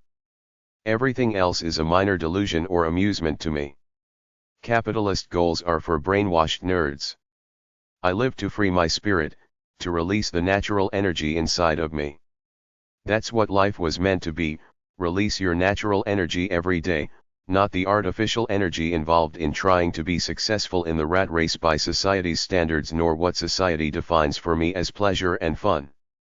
You don't have to believe me. There are other free thinkers around saying everything and everybody are screwed except for the few enlightened people strong enough and wise enough to separate themselves from the massive sea of indoctrinated people deluding themselves into thinking they're living great lives because they're following society rules, standards, traditions, and conventions, but they're not, because they're not freely listening to themselves as pure individuals, therefore not living by their true, pure natures. So ultimately they're a bunch of pacified sheep silently working dull jobs, buying useless trinkets at the mall, then watching the crap on TV about pop star idols and dance contests. Isn't there more to life than this? Discover your true identity away from everything you've ever been indoctrinated by. After that, figure out who you were born to be by nature, then figure out a way to earn a living at it. Can you feel good all of the time? You can't feel good all time because you're surrounded by the pain and suffering going on in the world. You yourself have problems, mostly money, health, and relationships. I fear getting old. I see the changes. Sometimes I mourn a little bit about aging. I have a cataract. I've been waiting over a year after I got referred to see the ophthalmologist because of our slow public health system. Last year I tore my ankle. I hobbled for 3 months. I'm all about discovering your true nature, then living by it with gusto, but it's easy to be tired and also distracted by the artificial values of the world that go from capitalist ambition to pop culture entertainment. People get lonely. They sacrifice the song in their soul just to be around other people, even if there is no real intimacy there. Look at all that internet social media crap. That's all fake intimacy, but people do it in droves. I jog down the street. I pass young people. They're texting on their phones. Why would anyone text all day long? Is anything that important that you have to do it walking down the street? Human life is moods, even for the strongest person. I was listening to a radio interview about the character James Bond, 007. One guy said the character James Bond goes through dark moods. I thought of myself and all that stuff I read about manic depressive creative people. I live the highs, but sometimes I get the lows too. It's not just a fatigue reaction, like if you do something really intense you're tired. I was really sad watching my mother with Alzheimer's. It took everything out of me until I realized that's life. You have to accept aging and death and keep running until you die. All life will die. What can we possibly do but honor our lives by doing something good with them that our Creator put into us? What else is there? I got tired of most cheap thrills by the time I was 28. I'm talking about pop culture crap, how they try to brainwash us into being stupid spectators as if that's gonna do something for me to make me feel something. I have to release the power in my spirit, even if it's just for me. I write stuff that no one will ever see. I will never make a dime off it, but I do it. It's like this pact I have to honor God. We have moods. We have to stay cool when we're feeling blue. Either keep moving or start dying. The rest of the book is just minor inspirational stuff because ultimately you create your own inspiration every morning when you wake up. That's it. You either get up and go for a walk or stay in bed. That's what everything comes down to. Do you lay around or do something active that comes from your soul? Truth in life. Your highest self is your true nature or soul given to you by God, your Creator. You have to live in harmony with this essence.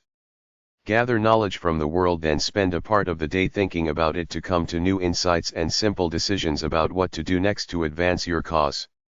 The cause is to first find enlightenment, who you were born to be by nature, then do something with it to help people and earn a living.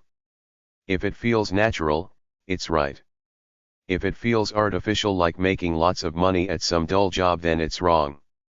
You have the free will to live life according to your true nature, or to betray this and follow the artificial values of the world. Positive thinking gives you energy and happiness.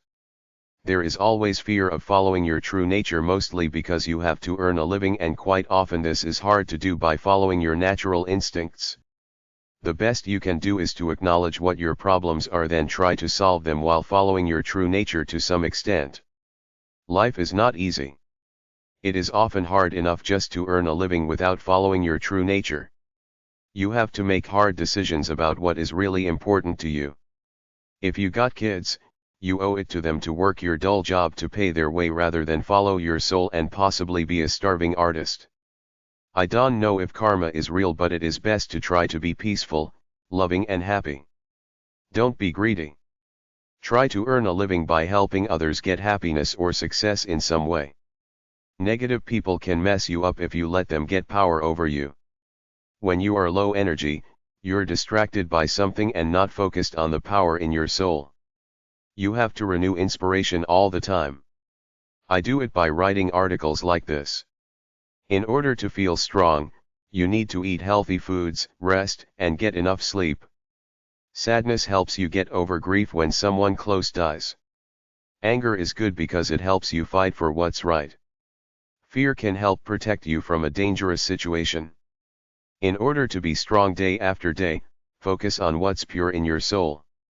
Avoid negative people and negative entities like violent TV shows. True freedom is making enough money to do what you enjoy with enough time and energy to enjoy it. Listen to the song in your soul and be brave about it. When a feeling of gloom envelopes you, you start thinking about negative things. I'm afraid of being a weak, old man. When I see myself a lot weaker than I used to be, I fear what I will be like in 10 years, but I can't do anything about it, so I live on to the best of my ability. The only way to break out of a negative state is to choose a more positive outlook. Life is what you choose. The soul grows from pain and suffering. The world is full of scoundrels ready to steal your money, your joy, your time, etc. Be wary of negative people sapping your life force. Life is about being rejected by others. Find your own sanctity in your soul. Don't take what anyone says to you in a negative way seriously. It's about you feeling good about your life. Learn about what really matters. Share your power. Enlighten and empower others. You were born for a reason that you will find if you pursue what energizes your soul and gives you a complete inner feeling of fulfillment. It is better to create the new than just attack the old. Don't criticize too much. Just present your new ideas. Can you live by compassion, cooperation, and the love for truth? Anger and rage are good because they are natural. They give you insights into what is wrong either with your life or the life of the world. Identify the problem, then work at fixing it. Our task is to return to the Garden of Eden within us and restore the Garden of Eden planet around us. Fill yourself with light. The divine plan is to be fully creative. Explore the world. Make mistakes. Learn from them. Have empty, unstructured time so you will eventually gravitate towards your true nature. The goal of life is to be who you are by nature. I just want to do what interests me. Find the joy in your life and follow it. I love my life. Someday I will miss it. I will be either old and crippled or dead. My spirit is still strong. I follow it because it's everything to me. All my life, I was interested in only two things, stimulating my mind and body, which together inspired a sense of euphoria in my soul. I intuitively knew that constantly exploring the world and exploring my thoughts keeps me feeling strong, free, pure, and good. It's the same process I use to keep my body feeling good and strong. I'm physically active for several hours every day. I had to figure out a way to earn a living from these things, which is why I eventually created the Strong Life Superbooks. My philosophy in life is to always release my natural energy, which keeps me feeling like I'm riding on air as much as is humanly possible. I figured out that it was because I release most of my natural energy every day to meet the inherent standard I feel within myself of who I should be and must be if I'm to honor whatever created me, reach the full potential of my genetic seed and feel like I got power and game because I'm following my true nature and feeling good about it, kinda like a surfer riding a great wave. It's that simple for me. I can't buy into anything out there in the world like capitalism, materialism, ambition, religion, psychobabble, New Ageism, pop culture entertainment, the cult of celebrity, the mainstream news, etc. It's all a distant second next to me releasing most of my natural energy every day to both earn my self-respect and feel as good as I possibly can. It's a primal thing, being true to who I am the way I was born. I was a yuppie but it meant nothing to me. I had to experience my life freely to discover who I was, then do something righteous and worthy with it. It's the natural drive to release the energy inside of me and at the same time do something good with it. I'm not ruled by what's going on out there. I'm ruled by the voice inside of me my Creator gave me. I know in my soul that I'm living out the higher reaches of the human experience. I'm as enlightened as any human being can possibly be. That's the gist of my message to you. You can feel like I do. Just have the guts and the strength to shut off your indoctrination. Live by the voice within yourself. Don't listen to anyone else. I don't care who they are. They might give you some helpful advice, but the bottom line of enlightenment and happiness is that you're wise enough to listen to your own purity as a human being regardless of what the rest of the world says. Listen to yourself. Follow your true nature. Your own life should be much more interesting to you than sitting around being a pacified consumer absorbing all that pop culture entertainment they're selling you. If you follow what you feel, your life should be active, inspired, euphoric, sensual, loving, invigorating and fun as opposed to parking yourself in front of a TV, a computer game, reading the newspaper or some silly novel, absorbing other people's silly ideas. Your own ideas should be more interesting to you than any fiction anyone else created. I was lucky enough to be born in a modern, free, Western society where I grew up in a middle-class home with the freedom to do what I wanted within reason.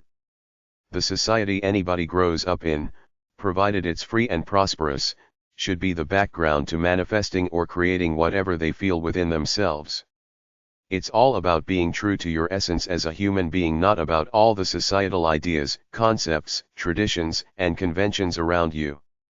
They can be fun and interesting, but they are not necessarily who you really are.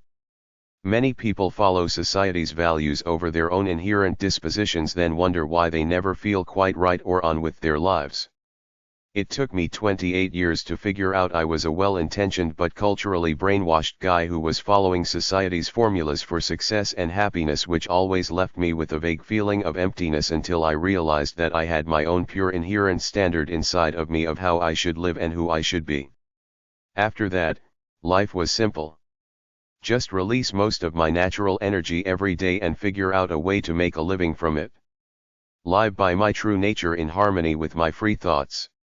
This is the only true, pure way anyone can live the greatest life possible for themselves. Everything else is less than this, a product of delusion and inferior thinking. Discover your own bottom line truth unpolluted by the brainwash of the world, then honor it by releasing most of your natural energy to that end every day. The purpose of all education is to help you realize that you're strong enough, tough enough, and smart enough to follow what you believe in regardless of what the society around you says. The only rule is don't hurt other living things. That's all you need to know. Everything else in the social sciences is meaningless dribble. They call it culture or being a well-rounded, liberally educated individual, but all of it has one ultimate purpose, which I just said: follow yourself. Don't buy into anyone else's bull. I don't have to read literature, psychology, trashy novels, frivolous magazines, religious books, inspirational stories, the culture page in the newspaper, or philosophy books, because I already follow the highest order of life that all this knowledge is supposed to get me to, create who I was born to be in my true nature, brainwashed by none. Everything else is modern day snake oil. Therapy is nothing more advanced than transient hired friendship. Life should be a great ride of fun and adventure by exploring yourself and exploring the world. If you have a bad day, big deal.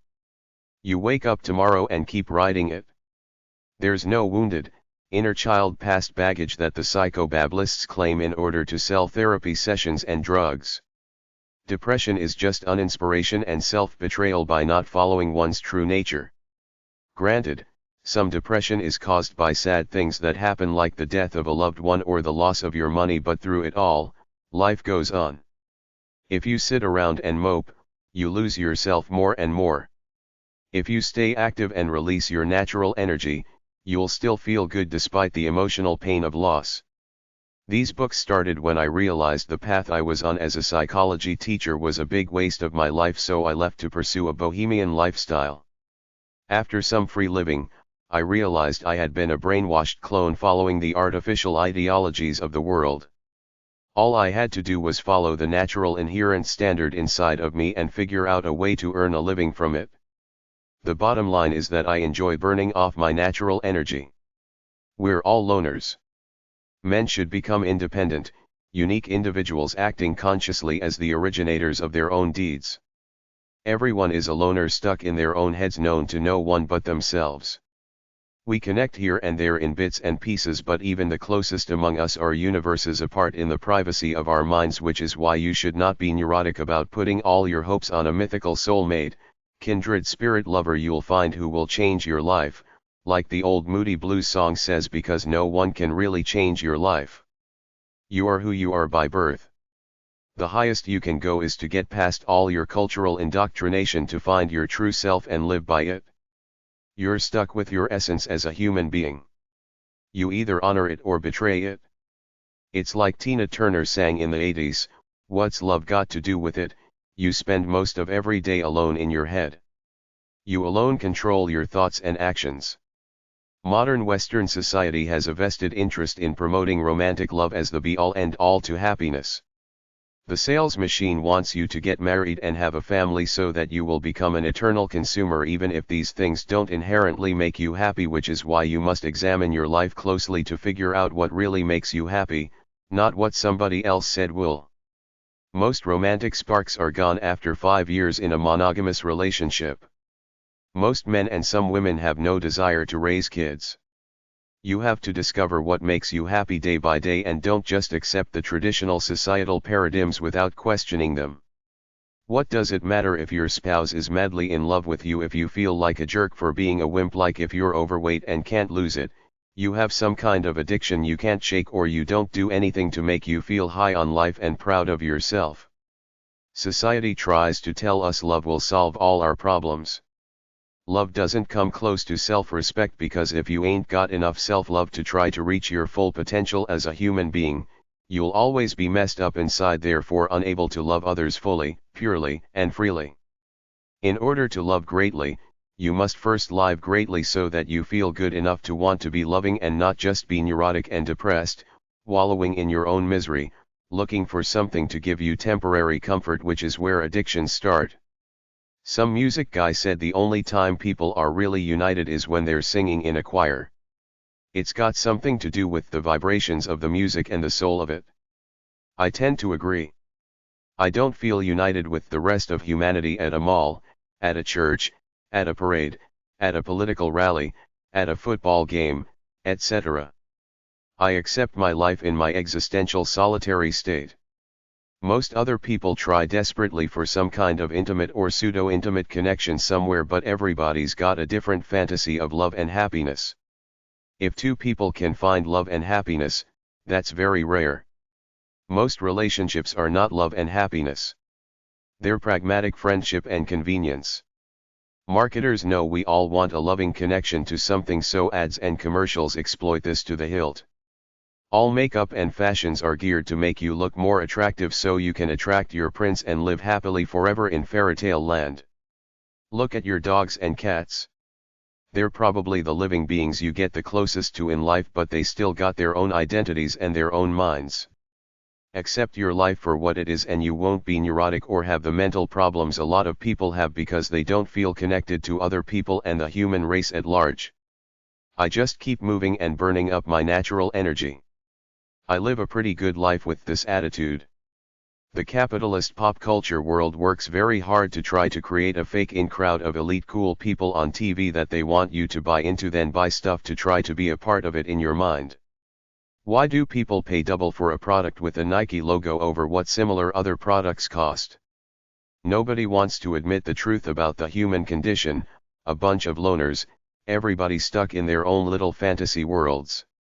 After you realize this, you can laugh at everybody putting on their pretenses, trying to act like they're important, cool or advanced. We think people are tight or want to be tight with some group or in crowd somewhere, but very few of us accept the truth. We're a bunch of blobs of flesh walking around like ships passing in the night, many of us with external symbols of pretense trying to impress others with how wealthy, important, elite, fashionable, cool, popular, superior or educated we are. Be strong and tough enough to get past all your cultural indoctrination to be the way you were born to be, purely without interference from anything or anyone. The best lovers are people like this, because when you're in harmony with your true nature, you feel good, you have energy to burn, and you want to pass your love on because you're feeling good. Everyone else is out of harmony with themselves, so they're neurotic, dealing with that internal angst they feel somewhere within their being. The invisible force inside of me. Be your own lamp. Seek no other wisdom beyond yourself. Let truth be your light. Buddha. There is a clean, straight purity inside of you that's distinct from everything on the planet. It's good and right. You have to live in the world to earn money. No one wants to be a total island. Everyone wants love with people and / or animals. Tailor your inner purity to what you want from the world. Use your power to help others to get what you want. Have love, gentleness and kindness in your demeanor. You don't have to win arguments or prove anything to anybody. It's one human race. You do not have to be patriotic to an artificially manufactured country. I instinctively knew I should honor some invisible force inside of me, even though I didn't know what it was or why. I had a vague feeling of emptiness that I wasn't on. I wasn't centered. There was something missing inside of me. Enlightenment is a fixed quality. Once you reach it, you're at the same level as the most enlightened human being who ever lived, or the most enlightened ideology ever created. You can't go any higher than a fixed level of enlightenment, despite all the delusions the world has about defining liberal arts knowledge and wisdom in terms of how many college degrees an individual might have, where he or she is ranked on the list of the world's most intellectual people. Such a list exists, how many books they read or how much knowledge they know quantitatively. It's not about school or book knowledge.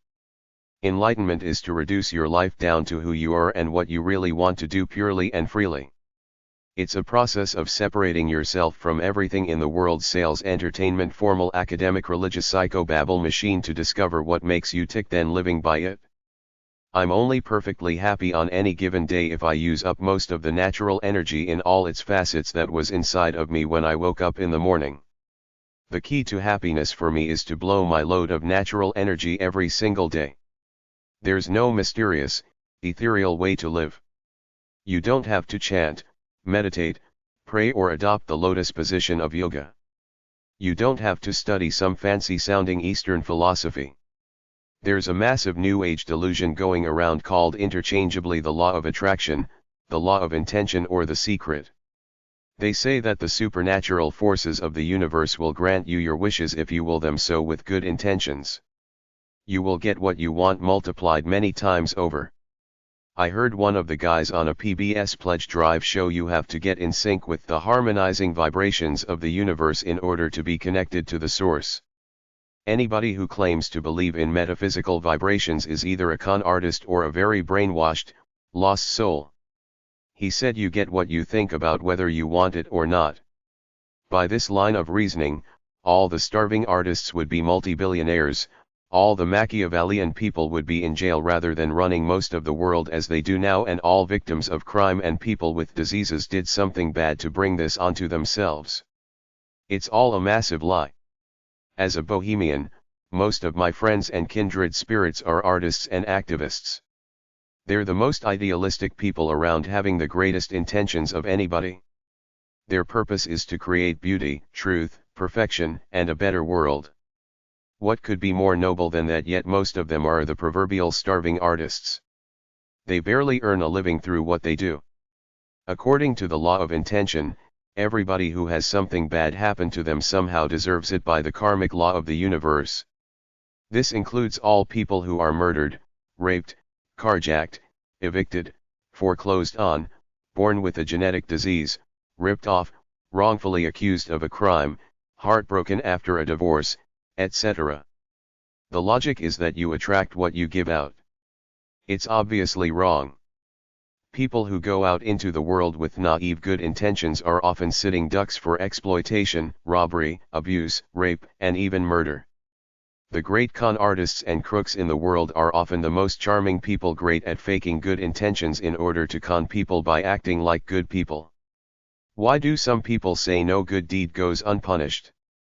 The people at the top of most companies, governments, and organizations are Machiavellian.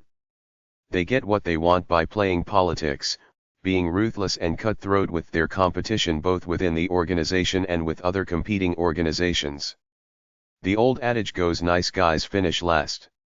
It's true for many fields of endeavor.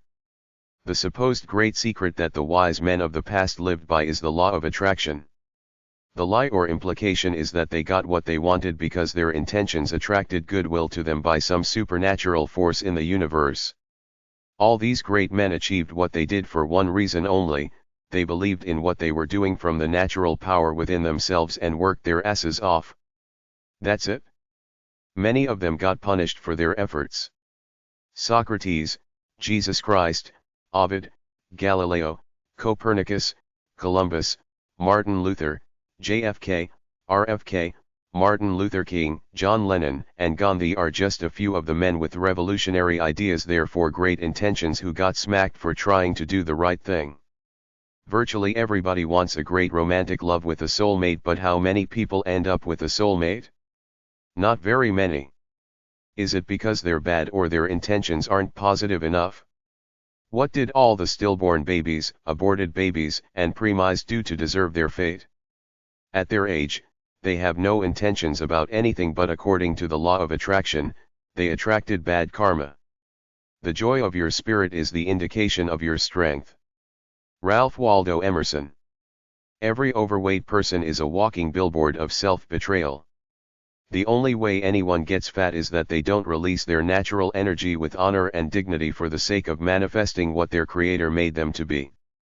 Self-betrayal is unused energy. So is excess weight. You're either a strong, tough, naturally inspired individual or a pacified, weak brainwashed clone. Chapter 2. Why be like everyone else? The sales machine has seduced us. It's about the music inside of you, not any music someone else creates out there. You're born a certain way and that's it. There's nothing else unless you allow yourself to be molded by others. The modern world is constantly trying to sell us a good feeling through pop culture, entertainment, and material products. This mindset is so pervasive that many people can't see that you create good feelings about your life through what you alone do. You are a loner living in your own head. You create your life. Nobody else does or should. Many people think happiness comes from filling yourself up with something for sale out there. This is the massive indoctrination the sales machine has pulled on us. The marketing forces have convinced us that happiness comes from consuming material things and watching pop culture entertainment. If I watch TV, I'm always gonna see people singing or dancing on some channel. They look happy, like they're having a good time. That's because they're actively releasing their natural energy. If you sit around and watch that stuff, what exactly do you get out of it? It might lift your mood for a few minutes, but so what? The only way you're gonna get true joy is if you actively do something you love to do. If you dance around or sing, that's way different than sitting around passively watching something. I was 16 or so, I started seeing that it was the same thing over and over again, packaged in a slightly different package. I get a much bigger kick doing things that I want to do rather than sitting around watching other people do stuff, most of which is meaningless and lame to me. The sales machine has gone much further to convince us that people with college degrees in liberal arts subjects are more advanced intellectually than other people, thus selling us on the lie that formal education is the path to happiness and success. It's not. The ability to think freely on your own is the highest way you can live. Everything else is someone else's brainwash.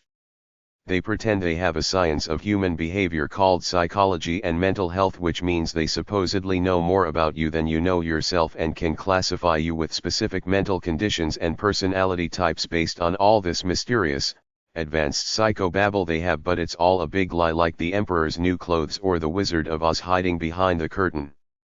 I have no qualms with the physiological study of the organic brain, but everything else is totally meaningless doo-doo. For the brainwashed people who buy into this, it's a tool of power the system uses to control you, to pretend they know something advanced and official about life you don't know. We've created a pop culture idolatry for ourselves where the so-called pop stars are supposedly the cool people, the popular in crowd, just like it was in high school if you believe all them teen movies out there which always have the cool crowd and the nerds and geeks. This popular in crowd supposedly sets the standard of what a great, happy, successful life is, and we're supposed to be a bunch of sucker plebeians buying into the stuff that's there someplace over the rainbow, made up of advanced, beautiful, friendly, smiling people that we can enter for a minute or two if we buy the trendy stuff they advertise in the TV commercials, dream real hard and eat our cornflakes. The pop culture entertainment business is people manufactured to portray an image of being cool, friendly, good-looking, sociable and fun, but it's a fake job because it's all about making money. Millions of lost, lonely people fall for it, looking to get some pseudo-love from these intimate strangers who don't even know they exist. No man needs to wear earrings. No woman needs to color her hair.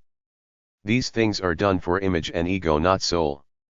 A great tool of marketing is to make people feel deficient by creating an illusory standard of coolness and success so that all these suckers will think this is what happiness is, then bust their butts trying to reach the standard of living of the mythical Joneses. If they eventually live in a house bigger than they need, surrounded by lots of trendy things, and get a membership to the local country club, to me it's like, so what?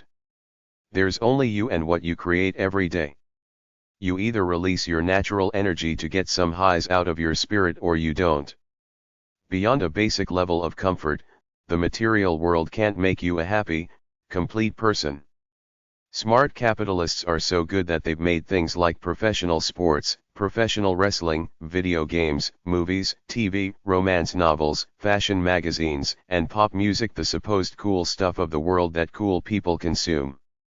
Most of us have been brainwashed to think it's cool, cutting-edge stuff, so we're going around being cheerleaders for this stuff because we think it makes us look cool to other people. We have the coolest gadgets, but we're a bunch of pacified, brainwashed lost souls plugging into these machines looking for something when we don't realize the connection you're looking for is the connection with the primal noble nature your God gave you. But this line of thinking doesn't make money for the corporate heads, which is why you rarely see them trying to get people to think for themselves and do something inspired and original with their lives. Culture, supposedly refined and cool, not self-delusion. Everybody's looking to watch somebody do something in order to get pleasure or a thrill, but the only way to get real pleasure or a real thrill is to do something for yourself. You can never get high on life sitting on your ass watching some cultural or entertainment performance. If you do, it's just temporary self-delusion, like all these people acting like they're grooving when they see some pop star doing his thing. It's more about identifying with the image over the music standing on its own. Art and culture are supposed to capture something real, beautiful, or transcendent about the human condition, but how much of what comes out all the time can you say does that? To me, it's less than 5%. To me, modern-day pop culture is a big part of the destruction of the minds and bodies of our citizenry. Plenty of us are overweight and have weak minds. We don't do anything on our own from whatever power there might be inside of us. We just keep watching life as it exists on a screen, then try to imitate what they tell us is cool stuff, which often means buying some trendy clothes, a certain model of a car, hair color, fabulash, etc. Most culture is a synonym for somebody else's bullshit. It's great to learn about other people's cultures, share your version of the human spirit and find inspiration, entertainment, and intimacy from other people expressing themselves, but it's like the late, great Michael Jackson said, it's about the man in the mirror, you honoring who you are away from the stuff out there. This book is to tell anyone who's been massively brainwashed to get off the kick about plugging into other people's cultures and their vain ramblings to listen more to yourself. Trust that and live by it over and above anything else the world might give you.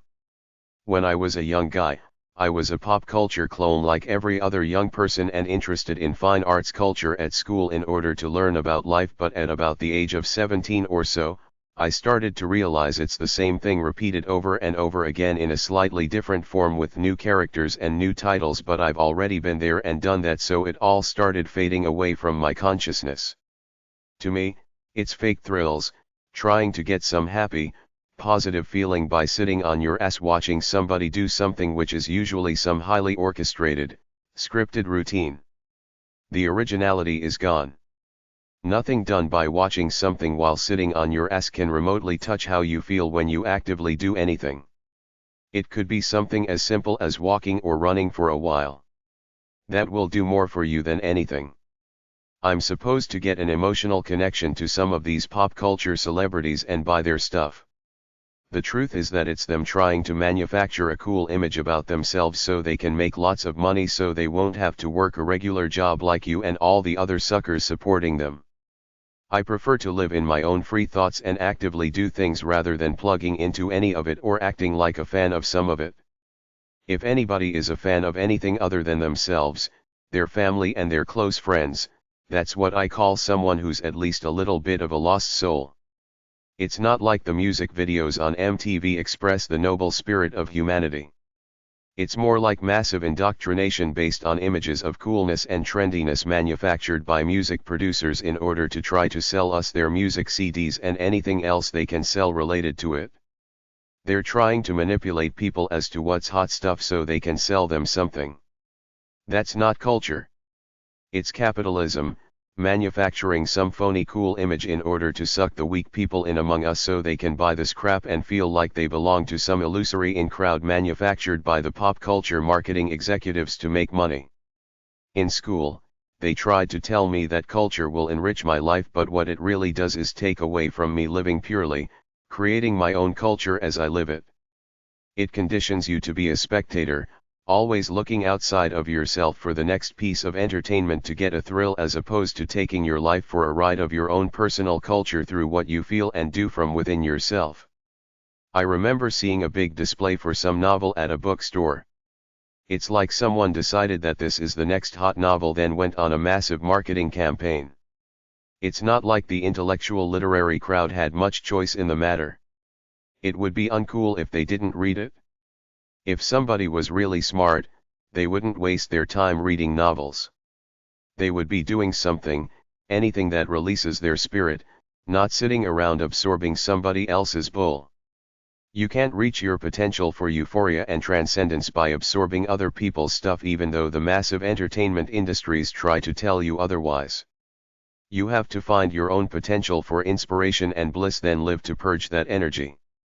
Besides, most of what they call culture is pretty average to bad stuff.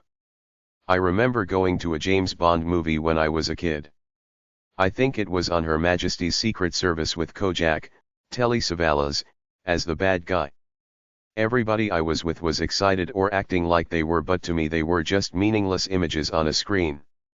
Even at 10 years old, I intuitively knew I was being manipulated by all this artificial, pretentious mass media garbage because I felt no emotional connection to any of it. It was too orchestrated and fake for me to feel any love for the characters or a rush within my spirit from it. What is a character like James Bond acting like some cheesy, super cool, superhuman, arrogant ass supposed to do for me? Is he supposed to be cool? How stupid can you be to buy into this stuff, as if it's gonna gimme some kind of phony indoctrinated thrill that's gonna take me higher in my ride of the human experience? Then they taught me all that literature in grade school that I couldn't relate to, not just because the characters in it weren't like me, but because my life is about creating my own story, not reading about other people's stories, especially if they're fiction. Huck Finn comes off as a free-spirited kid bucking the conventional way of doing things by laughing at racism, but I don't care because it's a made-up story. It's just some myth that Samuel Clemens created. Anybody can create idealistic, soppy prose. I'm way too cynical to buy any of it. Who's to know who Clemens really was in the privacy of his mind? In real life, he described himself as vain and self-centered, but added that he was able to cover it up with good breeding, as he said.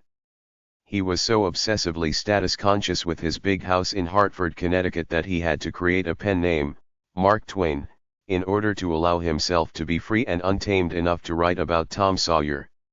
He went around wearing white suits all the time, thinking he was a big-shot celebrity after he lost most of his money as a speculator. Why should I be impressed by him? The only thing he taught me is that it doesn't matter how much of a big shot you think you are, you're still the same person you were born as. He messed his life up by trying to be a big shot instead of himself. People don't care about your vanity. They care about living their own lives, except for the flakes who are fans of other people. He didn't have to wear white suits and prance around with some airs about himself. Why couldn't he just be himself without worrying about what people thought of him? My character was inside of me when I was born. My beauty is in my pure free spirit, just like your beauty should be in yours. The purpose of life is to discover it and live by it, not to learn about what other people do or did. Our schools teach us a bunch of meaningless facts, but they don't teach us how to be free-thinking, autonomous individuals. Your life should be your art form. They're always telling you to follow anything but yourself. Marketing golden rule. Your life should be your art form, not all the pop culture stuff you see on TV. Occasionally I come across a true work of art or beauty that inspires me and takes me higher for a minute or two, but it's rare, and on top of that, I've found that the greatest music, movies, or stories I come across last at the most maybe 10 minutes for elevating my consciousness, simply because I can only achieve transcendence, inspiration, beauty, and a sense of free, pure ease by actively doing things, releasing my natural energy, not by being a spectator of somebody else doing something. You have to take your life for a great ride of exertion on its own, unfettered by anything you got from someone else. That's what freedom and enlightenment are. The best movie I ever saw in my life was Papillion, an adventure escape movie from 1974 based on a real person's life, but the adrenaline rush it gave me while I watched it still can't come anywhere close to how I feel when I go through my routine of physical, creative, intellectual, sensual, and loving pursuits virtually every day. It's just a long-distant memory now. There was something there that captured my spirit at the time, but it can't touch the intense release of my free spirit as I live my life day by day. If I listen to a great song, it feels good for a few minutes, gives me a transient thrill of beauty and emotion, then it's gone. I feel good when I get drunk, then dance around like a drunken fool for a couple of hours, but it's the action and the intoxicants that are doing it for me as much as the music. Then it's gone. It doesn't give me a sustained sense of well-being. If you look at people, you can usually tell who's getting joy out of their lives and who isn't. It's simple. Who is releasing their natural free spirits and who isn't? It shows in their faces and bodies. It's like a dog. Coop him up in the house, which is unnatural to him, and he gets depressed. Let him run around freely and he thrives. Put a human in a dull job on a schedule, then give him stupid TV shows to watch, and what do I expect? I need something that will elevate my mood and state of mind for a sustained amount of time. If I want to feel high about my life, I have to create it by doing something tough, inspiring and exhilarating that makes me feel strong and free for riding my life like a powerful racehorse. You own nothing but your spirit, then you die. If there's anything eternal about you, it's your spirit. You can learn about anything you want from the world to help you live a better life, but if it invades your being to the point that it indoctrinates you and covers over your true essence, you lose the game of life. When all the smoke clears of how to live day by day with all the psychobabble and self-help they're selling nowadays, It comes down to how strong you can keep your spirit every day all your life. A life of trivial pursuits, always looking for something to buy or entertain yourself with, can't give you a sense of fullness you only get by going all out in what you want to do. That's tough, inspirational, and exhilarating from the deepest core of your soul day by day. If you don't release whatever natural power there is inside of you on any given day, you lose the game of life for that day. Multiply this by thousands of days. That's why we have an obesity, depression, addiction, spiritual, aesthetic, existential epidemic in our modern societies, loss of self day by day to the capitalist, pop culture forces of the world.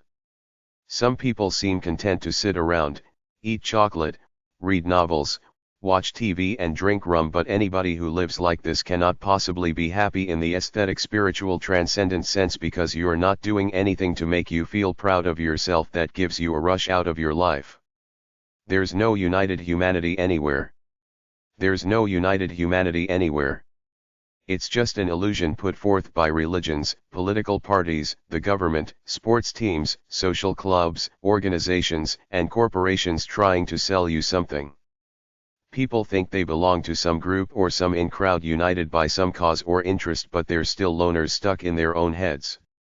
We seem to have a great need to feel connected to others in a tribal, communal way, but with any group I've ever belonged to, I felt like it was a bunch of individuals connected for some superficial reason, like a sports team or a choir at church, not like an intimate family, a blood brother, tribal, or a brotherhood of humanity thing. I don't think it's possible, except at Galt's Gulch in Ayn Rand's novel Atlas Shrugged. People have been fighting each other because of their individual desires and wants since the beginning of time. We're too individually self-centered to reach out and love each other as human beings.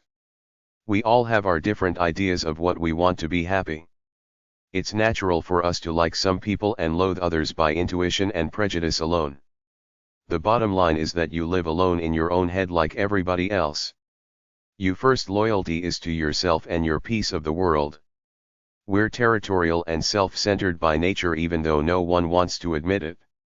If we were really as loving as we think we are, we would share what we have with others to eliminate poverty, but it's about getting what you can for yourself and protecting it from the unwashed masses while you think you're a good person. Look around. Why do we live in houses bigger than we need, full of junk we don't need, while there are homeless people a few miles from where we live and 30,000 kids dying of malnutrition every day? No one will ever understand you. Very few people will ever care to understand you, including your spouse and children in many, many cases. You can try to do something noble and worthy to help your fellow man and feel connected with the human race for a while if you want, but at the end of the day, the only way you can possibly hit euphoria, well-being, and transcendence day after day is by going for your limits and meeting or surpassing them almost every day. Even romantic love dies. A British study concluded that the romantic love is gone in virtually every relationship after 30 months. Most couples are housemates rather than great romantic lovers. Any fans you pick up along the way are just weak people not strong enough to walk their own paths. That's why I'm not impressed by compliments or trophies like the many people desperate to attract attention to themselves, just go on MySpace or YouTube, as if that can help them be happy. A great life is to look back and say, I did what I was born to do freely with all my heart, guts, and soul. I took my life for a great ride for the sake of the free spirit my Creator endowed me with. If you make it to a nursing home with an old body, all your contemporaries and the kids you went to school with will either be gone or faded. All you will have left is that inherent spirit you came into this world with. The only question will be, did I honor it to my satisfaction while I had the power in my younger days? Then you'll die and merge back with your Creator. If you allowed yourself to get polluted by the illusions of the world, your God will see it and know you failed at honoring who He created you to be. That's the downer, to live your whole life following some silly illusions from the capitalist, pop culture world only to get to the end to realize you were a brainwashed clone following Big Brother's ideas of happiness and success as opposed to your own. The real ending of the novel 1984 is not to get to the end and fall in love with your paternalistic big brother who'll screw you one way or another like they shot Winston when he least expected it, but to get to the end and realize you were a sucker for buying into Big Brother's agenda, thereby denying the expression of your free spirit. A lot of people go to the grave not realizing that they were massively brainwashed all their lives. When I wrote my love book, I read a survey which found large differences in the way people thought of themselves compared to what their spouses thought about who they were. If you don't even know your own spouse, don't kid yourself about belonging to any tribe of like-minded kindred spirits, because it ain't happenin'.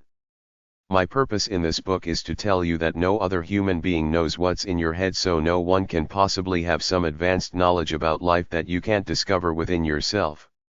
You should become as cynical as I am when someone tries to pretend they got some advanced liberal arts, psychobabble, self-help, new age, religious knowledge about life because they got a few academic degrees in this stuff that they're condescendingly pretending to help you with. It comes down to ego, the pecking order, people trying to position themselves higher than you in this illusory hierarchy created by stupid people looking to rate themselves higher than others to boost their sense of self-esteem, but we're all loners. The only one you really answer to is yourself. You're a case study of one. You walk your own path known to no one but you. If you're not bothering anybody else, nobody has a right to judge you and make you fit some definition of functional or normality they're following, which is what they're doing in grade school, trying to make kids fit into their narrow-minded box of a functional life. The ideology of free spiritism is superior to every linear, discrete self-help, psychobabble theory ever created, because there's no double-speak, verbal diarrhea, pedantic-sounding bull. It's just you honoring who you were born to be. If you don't have that place of peace and joy within yourself, you're always out of harmony with yourself, so you're always messed up, which means you can't be a great lover of others because you don't love yourself enough to explore your life to its fullest freely without allowing yourself to be brainwashed by anything. What we call love in the modern world is mostly a dependency thing. You think that person X will fill up whatever is missing inside of you, so many people with half-assed, unfulfilled identities seek a relationship to fulfill them, but it never works because, just like Ayn Rand's novel The Fountainhead said, you have to have it going on within yourself alone first before you can ever be a truly great lover of another person. How do I know this? I simply observe all the half-assed relationships and individuals around me. It's a big wasteland. It really is. Despite all our technological advancements, we're a bunch of rank amateurs when it comes to trying to live true, pure happy lives. If you don't know who you are, you're a walking mess of contradictory emotions. I believe most people are like this after having observed them all my life, trying to figure them out before I realized most of them don't come close in trying to understand their lives and live by what they find within themselves. Next to my own personal search for enlightenment, I gave up on trying to learn about life from others and got on with living my own life.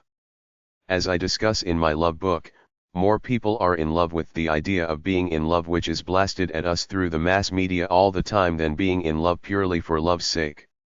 Tapped into the wave. Most of us work jobs or go to school doing things that we're not particularly interested in or excited about, so at the end of the day, the natural pure potential energy you woke up with in the morning is still inside of you unused. Multiply this unused energy inside of you by 10, 20, or 30 years.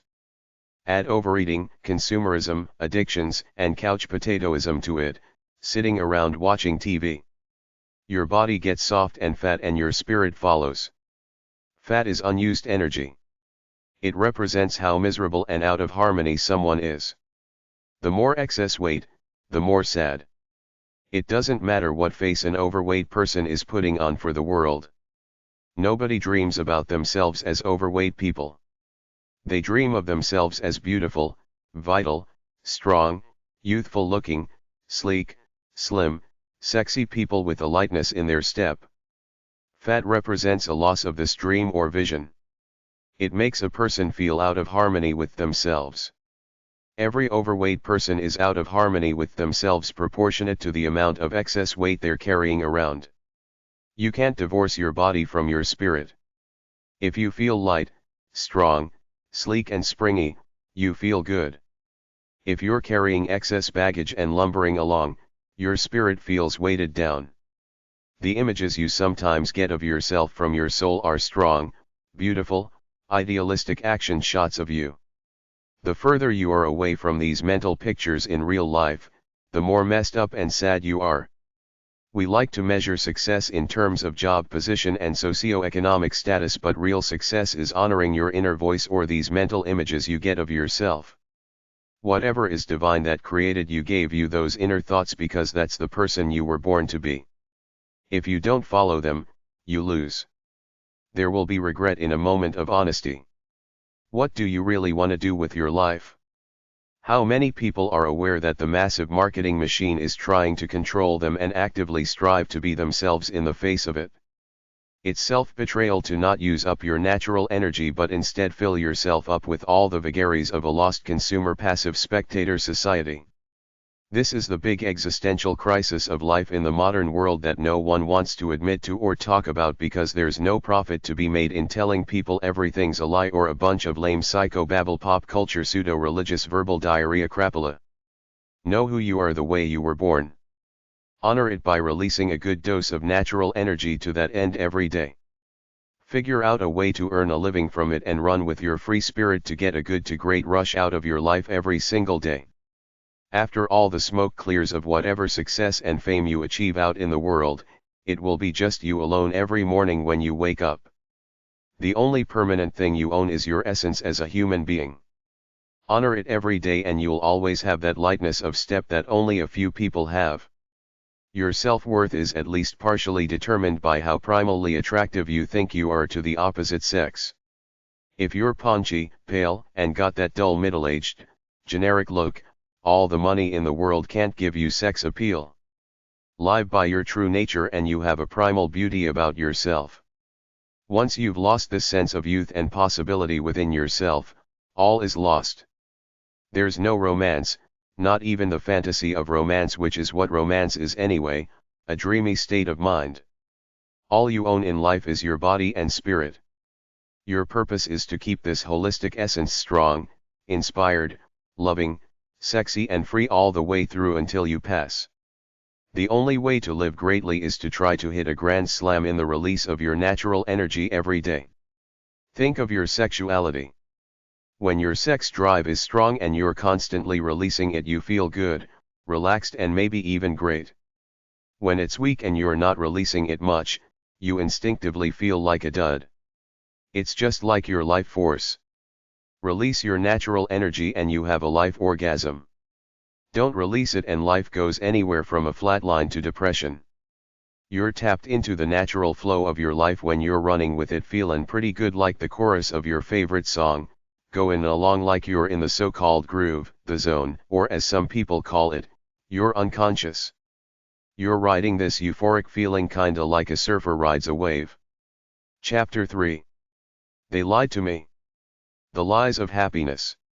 If you talk to people much, you'll soon realize that almost everybody has been well indoctrinated to spew out the mainstream, politically correct line of defining happiness as being in love with a soulmate and having a warm, supportive network of family and friends around you. Nobody wants to admit that happiness to them really means to have lots of money and material things and be recognized as a special person of status within the community, fame, popularity, elitism, entitled to more perks and respect than average people. But this is the message constantly bombarded at us through the capitalist pop culture ideology in all its facets, school, parents, mass media, etc., and it's closer to what people really want rather than the flowery delusion about love being the key to all happiness. Why do all those people line up to try to be idols and stars on all them reality TV shows? Lots of people want others to think they're special. The word celebrity comes from the word celebrate. You celebrate someone because we presume that person has done something great or noble, but nowadays celebrities are pop culture entertainers, models, professional athletes, and a few rock star politicians. All music videos are the same, a bunch of meaningless images strewn together, usually with some pouty person preening for the camera that we, the plebeians, are supposed to think is the cool pop star. How many action movies should you watch before you realize they're all the same, a bunch of meaningless gunshots, explosions, car chases and punky one-liners that are supposed to be cool? What exactly do they do to entertain you or help you live a better life besides making you think that violence is the solution? It's a definition of entertainment some movie executives created, and now they're selling you the lie that watching them means you're a tough, red-blooded macho man with the right stuff. While I look at it and say to myself, then they wonder why American men are so violent. Every game in any sport is the same as every other game. The ball or the puck goes back and forth. How long can you be excited about watching that unless you're a brainwashed sucker trying to fulfill the stereotype of the good, old wholesome boy watching sports on TV? The best you can do in life is follow your own original path by what you feel within yourself, and don't concern yourself with what other people, especially strangers, think of you, either good or bad. That's what a real artist and free spirit is, not someone following a formula fed to him by others. What's the purpose of fashion as opposed to normal, neat, functional clothes? Who really needs a fancy car, yet why do so many people want them? What do video games do for you? What's the thrill of watching somebody else do anything? All inspiration should come predominantly from one place, the action shots you get of yourself that come from the depths of your true being. Can anything from out in the world come close to honoring the person you were born with the potential to be by releasing whatever might be inspired, beautiful, transcendent, sensual and loving within yourself? Who are you, a generic clone or your own original person? I had all the stuff for the conventional versions of happiness. I had all the standard stuff for the conventional definitions of happiness, but it wasn't enough. I still wasn't happy. I had a girl who loved me, had family and friends, owned a house, had a bunch of home decor and other useless junk, had a cutting-edge propane barbecue, had a decent job as a teacher which gave me some status in the community, but it didn't mean much to me because I wasn't satisfied with my own life within myself, on the inside. All this stuff was outside of me. It didn't originate from me. I discovered that in order to feel good every day for the rest of my life, I have to answer to an inner standard to earn both my self-respect and reach a level of anywhere from well-being to transcendence by purging the natural energy inside of me with some gusto every day, to the point where I feel a primal, inspired, loving, sensual, free, pure sensibility within myself, like I'm doing justice to this archetype or genetic seed I was born with that I feel is my identity, who I am, who I want to be. People think that if they find someone to love and / or make a lot of money, they'll be happy all the time, but it's not enough because you have to earn your happiness every single day, releasing energy in doing something you love to do that gives you a sense of identity, satisfaction, and joy. If you don't do this, you lose yourself little by little, one day at a time, until you're a soft, generic person with no spring in your life. If you don't believe me, stand near the entrance to any shopping mall for a while. I create my life through what I do, through my own actions. People wonder why they feel empty, mundane, miserable, and depressed even when they've got money and people who love them. Granted, some people have money problems and relationship problems, including feeling lonely or unconnected to others, but all existential loneliness stems from the same thing: you don't feel connected to yourself as an individual, therefore you're not using up your natural energy and satisfied that your God created you that way, so you feel lonely and think you'll find fulfillment by connecting with other people, but it's all band-aids on the real problem, a person out of harmony with themselves. Happiness is a big purge of your life force. The bottom line rule of all societies is don't hurt other people, and to a lesser degree don't hurt animals, nature, or property. This is the one rule everybody has to follow, but beyond that, your life is yours. You don't owe anybody anything except to earn your own money and pay your own way. Depression is not complicated. The mental health industries just make it seem so because they want to suck money out of you. The solution to all depression is to run with your life, releasing your natural energy to try to get some joy out of the deal, and not to wallow in all that psychobabble, psychoanalysis they're trying to get you to buy into, which is stupid, to focus on the negative things in your life which will supposedly resolve your inner conflicts, but all it does is keep you feeling sad and mundane. I discovered that once I had my bills covered, more cars, more clothes, more stuff, bigger houses or a higher position somewhere didn't do anything for me. I could delude myself into thinking they did, like many millions do, but they really don't. I proved it to myself after I sold my house, gave all my furniture away, then afterwards I lived in a small pad with about 6 boxes of stuff. That stuff sat there for months at a time without me going into them. That's how much I needed material things next to a daily purging of the natural energy in my soul. The next thing to go was travel. The travel industry constantly advertises exotic places as the coolest thing in the world to do, to go see them. After I traveled quite a lot looking for a holy grail or an enlightened place where people were happier than anywhere else in the world, I realized that people are the same everywhere, the grass is green everywhere and the sky is blue is everywhere. Travel does no more for me than watching an average show on TV. My life is within me. I can't be swayed by anything out there. After that, I realized the career path I was on as a psychology teacher lost its luster for me because I didn't believe in the field of psychology anymore, nor did I feel that the students cared about it beyond getting a good mark on their transcript. I realized it doesn't matter if I'm the king of the world, have 20 Olympic gold medals and 5 Nobel Prizes, my life, therefore my mood/state of consciousness, is an ongoing process. You create your life as you live it. You can defeat mundanity, generic living, depression, and feeling like a loser simply by being active, releasing the natural energy you should feel within yourself that you were born with. Anybody who doesn't live by following their inner purity doesn't get it. They've betrayed themselves. They're living by artificial codes as opposed to their true natures, then wonder why, despite all the money, trophies, admiration, and success they might get from the outside world, they still feel a sense of emptiness inside, like they're just not quite there. Talk is cheap. It's all words that fade after about 10 minutes because nothing out there can compete with your inherent disposition inside of you.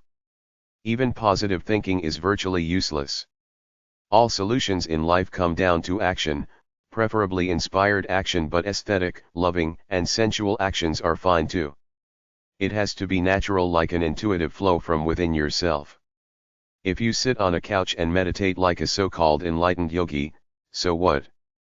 The key to happiness is to release your natural energy with gusto and joy to reach a state of being where you're saying to yourself, I'm living, running with the spirit of my life.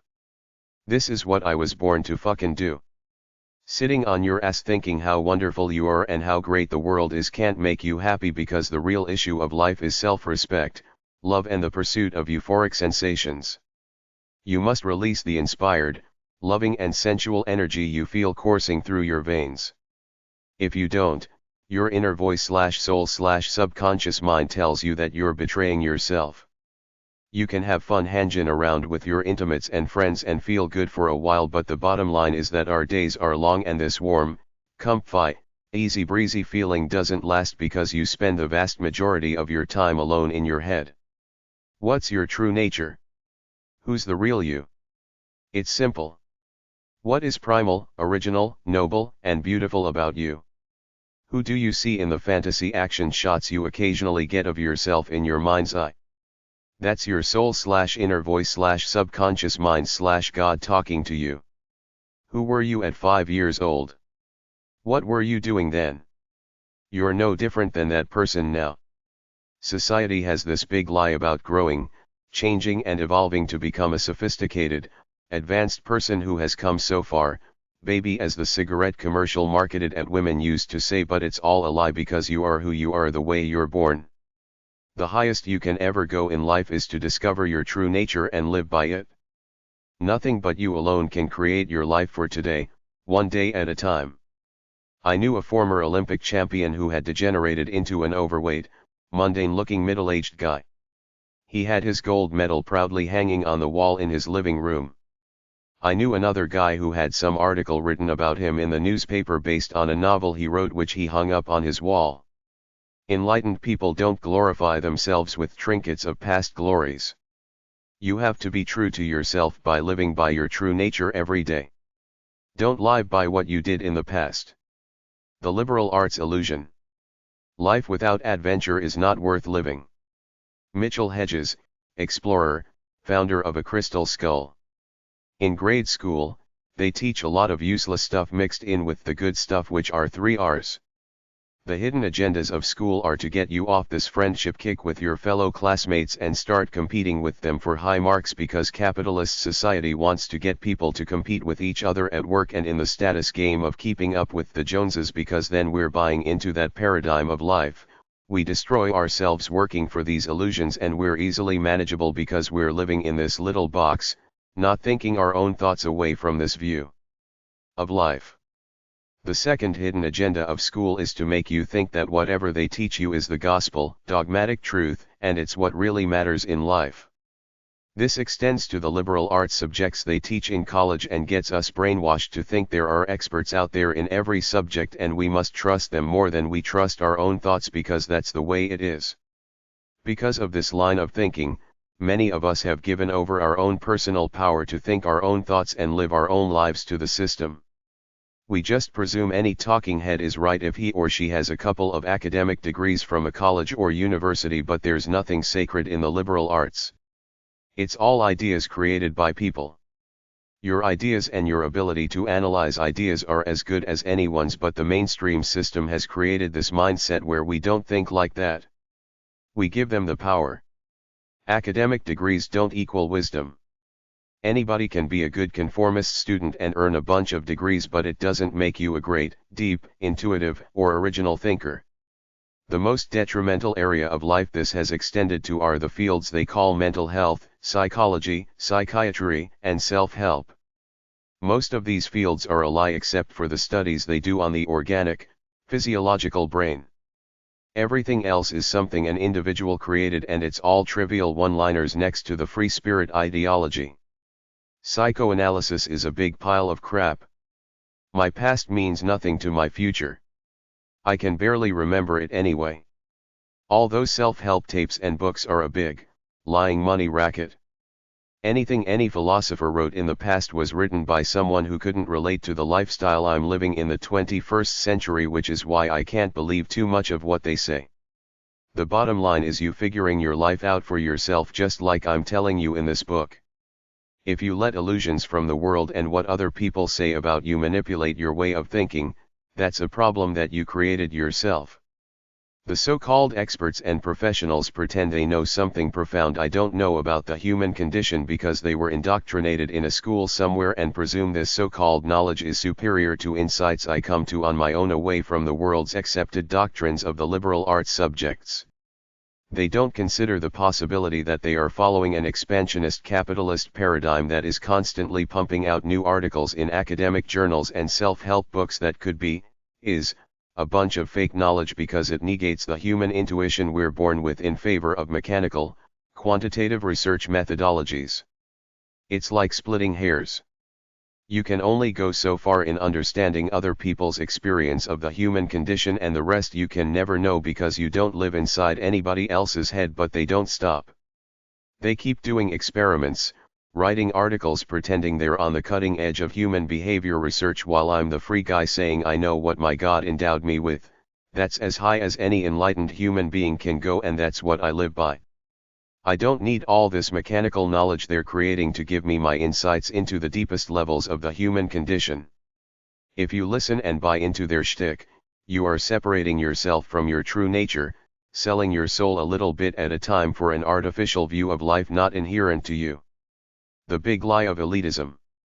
From a moral perspective, we're constantly bombarded with messages of greed and indulgence by the capitalist, pop culture societies we live in. These are presented as positive qualities that represent success and happiness. The ideology is if you earn it, you have the right to take more than you need, even if you exploit people, animals, and nature and buy useless, meaningless, frivolous things you don't need, while we're all perfectly aware of all the poverty and suffering out there.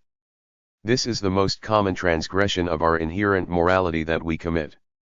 We get a bit of power and money which fuels our greed for more until we lose a hold of whatever goodness, kindness, or compassion we might have started out with. Yet our capitalist pop culture society is based on these values: get as much as you can for yourself and be a star, be famous, be a VIP, very important person, above other people in the illusory pecking order of socio-economic status. Have others acknowledge that you're special so that they treat you better than they treat other people. This is why life is screwed in the modern world. This message is constantly bombarded at us through the mass media. We have a society structured on airs of elitism. When I see somebody go heavy on these airs, as in driving an overpriced car, using inappropriate big words when simple ones will do, consciously dressing very fashionably, going heavy on the lipstick, or wearing a brand of expensive watch, contrary to the popular myth that I should see this guy or gal as a winner superior to me, I feel sorry for them for being lost souls buying into this stuff. When I meet people, I'm looking for the real person. The less discrepancy there is between the way someone really is and the airs they're putting on for the world, the more enlightened they are and the more I like them. It's so obvious when someone is putting on an image, yet millions of people do it. They're not fooling me. If I have any message, it's to tell you to throw off all those artificial ideologies you've been brainwashed by about status, materialism, money, being cool, having a successful image, and simply live for what you feel by nature in your soul. The massive marketing machine. The massive marketing machine is always selling us self-indulgence. Their hook is to advertise things to make you feel good for a minute or two, kinda like the famous cheesy line, "'cause you're worth it."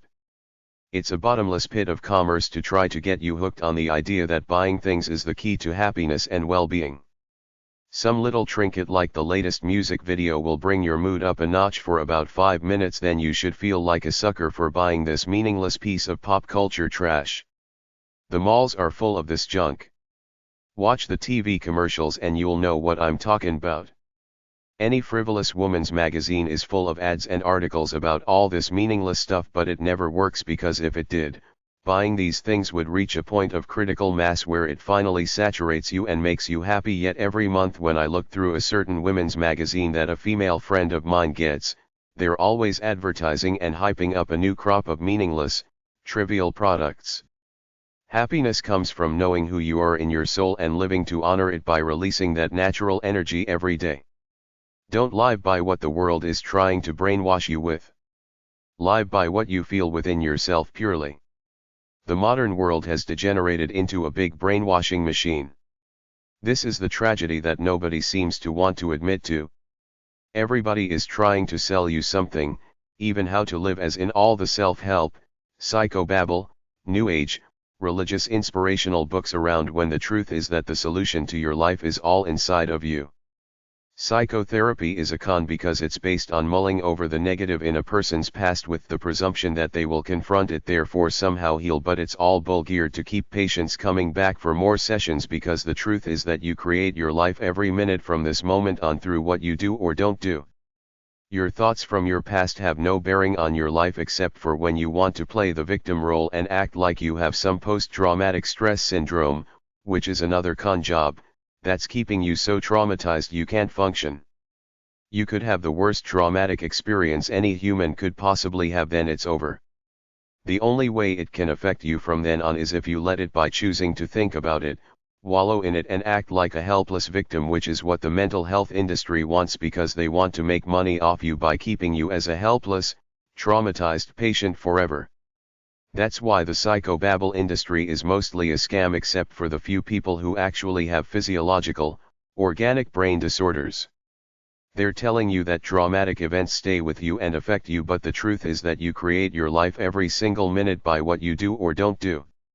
Negative thoughts from your past are meaningless, just like positive thoughts are meaningless, because they can't help you unless they help you to take action to do something to release the natural energy in your soul. Day by day, happiness and mood come down to action or inactivity. If I release the natural energy in my soul with gusto, I always feel good. If I don't release it, I feel anywhere from mundane to bad, as in depression. The capitalist, pop culture industries want us to sit on our asses watching TV so we can see ads and fake, manufactured, trendy cool people so we can aspire to be like them by buying stuff, but the truth is just move. Everything is hyped up as the new big thing, then next week it's gone as something else is hyped up as the new transient thrill of the week. This is the lost society we live in, always looking to consume a new thrill as opposed to knowing our own purity as human beings and living by it. Selling useless stuff is the linchpin of our economy, but it's also the ruin of our society. We're a bunch of passive spectator consumer wimps taking more than we need or give back. There's our problem right there, why society is screwed. People want what they see on TV and they want it now without working for it. Happiness in life comes down to one thing: do you have a strong spirit or a weak one? You create the power in your own spirit through what you do and how you live. The consciousness you have at 5 years old will never change. It will get covered over by the brainwash of the world, but it will never change. Underneath all your indoctrination from the world, you will always be that one essence of purity you were born as. Can you reach a sense of transcendence within yourself through what you do every day? If you can't, don't know how, or don't have the guts and the strength to do something where you come close to reaching your limits or outdoing them to give yourself a sense of inspired euphoria, you lose the game of life. It's that simple. I'll give you a simple example of massive societal brainwash. Recently, there was a big deal made about the fact that a so-called high-profile pop star was coming to do a concert in our little town. Some people camped out for 3 days in order to be first in line to get tickets. Everybody was asking everybody else if they managed to get tickets. What is watching anybody as a spectator supposed to do to give me, or anyone, some kind of a thrill to get me, or them, more excited about their life that comes close to the feelings and sensations I get when I do the tough, intense physical, creative, and inspirational activities I do every day? But there they were, a bunch of brainwashed clones acting all excited, even the reporters and journalists on the radio and on the TV news, as if watching this guy was gonna raise their lives up to a transcendent level of consciousness. Of course nothing great happened, because you can only create great feelings through what you yourself do, not through being a passive spectator of anything. A bunch of brainwashed clones went to the event looking to make the scene and capture some magical feeling of bliss, but aside from their rose-colored delusions, it was just another overrated pop culture concert, as all of them are, with this manufactured pop star, with his colored hair. How demeaning, for a man to color his hair while kids somewhere are starving, prancing around on a stage as any ordinary person would, but he was marketed as a special person, so the expectation and delusion was that he is special, but the truth is that there is nothing magical about him. He's just some aging, overrated media caricature image. It was a typical case of the emperor has no clothes phenomena, everybody brainwashed to think this pop star is cool, the pop star thinking he or she is cool, special, and superior. But when someone with common sense and a free, pure mind comes on the scene, he or she sees a bunch of empty people living by foolish pretenses, deluding themselves in a collective societal fantasy. The real you is you alone, away from all that stuff. When the president leaves his position, it's just him alone to live his life. When the big celebrity is signing autographs for fans, he or she doesn't know those people. There's no intimate relationship there. They can't do anything to help this celebrity's life unless he or she is a flake who needs their ego stroked. Chapter 4. I am what I do. The quest to be noble, or at least proud of yourself. Whales and dolphins have 4 lobes in their brains, humans have 3. They live in peace with each other, share their lives, and are not predators against each other. Who's more evolved, us or them? I don't believe we were born to be competitive. We were born self-centered, but that's all about getting what you want for yourself because you love yourself and love your life. You don't have to compete with other people to get what you want.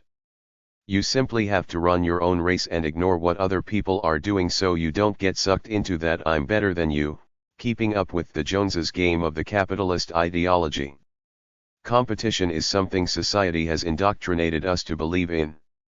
I was a friendly guy until grade 1, where we were supposed to compete with each other for stars in order to win the model car. Then in grade 2, I toppled the classroom genius nerd by beating him in class rankings without trying, because I wasn't aware that we were ranked in the marks we got on tests until the teacher told me I was number 1 in the class.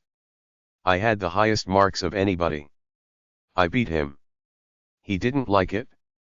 He told me so, then invited me to his house to study his enemy, to learn what made me tick. That's how I got brainwashed to the capitalist ideal of competing with others and kept playing that game until I was about 28 and realized it was all bullshit, because in my pure soul I got my own archetype of who I wanna be. It's got nothing to do with anything in this modern, mass media world we live in. I'm more primal and noble. I got this nature fantasy of Adam in the Garden of Eden in all his nakedness, purity, strength, and virility, who's got the inner power to do what he wants and laugh at all the fools playing their little, petty games of fake power within the little box of whatever closed system they're living in. There would be enough to go around if we were cooperative and shared the bounty of the earth with each other, but the game is to get what you can for yourself, exploit whatever is out there including nature, animals, and people, so you can live in extreme material excess and feel superior to other people. If this goes on unchecked, it will eventually be the demise of the world. If we were like whales and dolphins, we would live in groups in harmony with each other, sharing what we had, taking only what we need. We wouldn't abuse or kill each other. The Olympics are a metaphor for what's really going on in the world. On the surface, we pretend it's all about unity, peace, and brotherhood for humanity, but underneath we're striving to show the world that we are superior as individuals and our nation is more powerful than others by competing to win medals. Why don't they wipe out all references to nations in the Olympics and replace them with corporate sponsors? At least then, the teams will be multinational. It'll be random team A against random team B, so what? Nothing nearly as detrimental as countries thinking they're superior to others and or God's chosen people. Why don't they wipe out the whole competition and have a world festival of culture instead? Some people feel a desire to be noble human beings. A noble human being is simply someone who wants to be the best person he or she can possibly be, both for their own dignity and honor and to better the world somehow. It's not someone who exploits it just to make money. It's someone who wants to help other people, animals, or the planet itself, as with the eco-environmentalists. It's that simple. You're either trying to make a positive difference for the world or not. If you've worked for 30 years and now get a pension, so you sit back, drink beer, go fishing and watch TV every day, you're not hurting anybody except for a few fish. But to me this would be an empty existence, because you're aware of all the tragedy in the world but not doing anything about it. I feel that the human should be going the way of the dolphin, to live in an egalitarian society where nobody has way more than they need while others are starving. Capitalism the way it's going now will eventually lead to a group of elitists and everybody else. The have-nots will revolt. There will be a war, then a new group of people will take over claiming to be wise, enlightened, benevolent leaders, but they will become elitists as they get corrupted to material excess and power. Then the cycle will repeat itself until we run out of natural resources and planet Earth kills humanity to cleanse itself. After you get your fill of material success and status out in the community, if you live by what you feel within yourself, you realize it doesn't mean anything, because the only two things that really matter are releasing your God-given natural energy every day to be proud of yourself and feel good. Culturing intimate connections with other people and pets, not necessarily sexual, just a connection where you feel united with some other person or animal for at least a little while. Everything else is bull. The capitalist, material world as we know it is good to the point where your basic needs are met, but beyond that, it's a big mess of exploitation and greed right now. All we have to do to solve world hunger and homelessness is to get rid of all of our military forces and use those resources to feed, clothe, and house everybody, but it's too simple. Then we get rid of most of our frivolous goods and give the money we save to the poor people to help them live better lives, still more modest than ours but better than the subsistence shacks they're living in now. Fat chance of that happening, yet we still like to think we're good solid religious folk. Then we wonder why the human race is so screwed up. We have so much, others have so little, then we go over to try to exploit them and wonder why they commit violent acts of terrorism against us. How would you feel if you were in their shoes and some fat cat came over and tried to abuse you? You can stop terrorism easily. Don't use, exploit, or demean other people. Work on making yourself the best that you can be. Sooner or later, you reap what you sow, at the very least, through the mechanism inside your head that I call self-accountability. You intuitively know if you're truly a good person or a greedy, self-centered one. Overindulgence vs. inspiration. The material things you're surrounded by are interchangeable. I've lived at different socio-economic levels, all the way from mansions to dives. After a while I started to realize that my state of consciousness or state of mind didn't change regardless of what I was surrounded by materially, as long as I had my basic material needs covered, which comes down to a bed, some electricity, a few gadgets, running water, a toilet, and a functional car. I realized my life is in what I create every day through the release of what's in my spirit. The issue is one of spirit. We have let our spirits shrivel up as we become passive consumer spectators of what they're selling us through the pop culture capitalist marketing machine. The big corporations want us to be a bunch of pacified working stiffs who work then spend our money on the crap they're selling us to try to get us hooked on this materialistic pop culture junk in order for us to get some transient feeling of goodness, when what we should be doing is focusing on finding meaningful work from the inspired force in our souls and otherwise live by what's in there as opposed to what anybody is trying to sell us. If you have a strong spirit, you cannot be overweight because your inner standard, aka your sense of self-respect, refuses to let you yourself go. All overweight people have weak spirits. They'll never admit it, but excess weight is just spiritual weakness. That's all it is. That's why all diet plans fail. They focus on counting calories. They should be focusing on the human spirit. All you own is your spirit. Once you sell it for the delusions of the world, your life is screwed. You'll betray yourself little by little, day by day, by not releasing your natural, inherent energy, until one day when you'll realize you're just another generic person with a weak spirit who does nothing original or inspired. Enlightened, free people follow the pulse of their lives from the free spirits within themselves. It's all about releasing the natural free spirit that lives inside of you. As long as you don't harm other people, animals, or nature, that's the best way any human being can possibly live, simply because whatever created you made you that way. So in order to be in harmony with yourself and your God, you must honor it. The outside world is there for you to live in and learn from, but not to lose your individual identity to. If it gets to the point where you take on values from out there that supersede the purity in your soul, you become a lost soul and lose the game of life. Most people take on hobbies, career aspirations, socio-economic status delusions, or pursue passive entertainment from the outside world. I'm not one to judge. It's a free world. You can do whatever you want, but the title of this book implies that I've found enlightenment, which I did, which is to give up everything you were brought up to believe in, then analyze yourself to figure out whatever is pure and inherent about you. Everything fades. You have to recreate your life or a good feeling of self-respect and joy every day.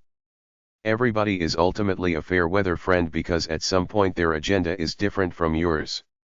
The only thing you got that doesn't change is your few archetypes. If you don't honor them, you got nothing, not even yourself.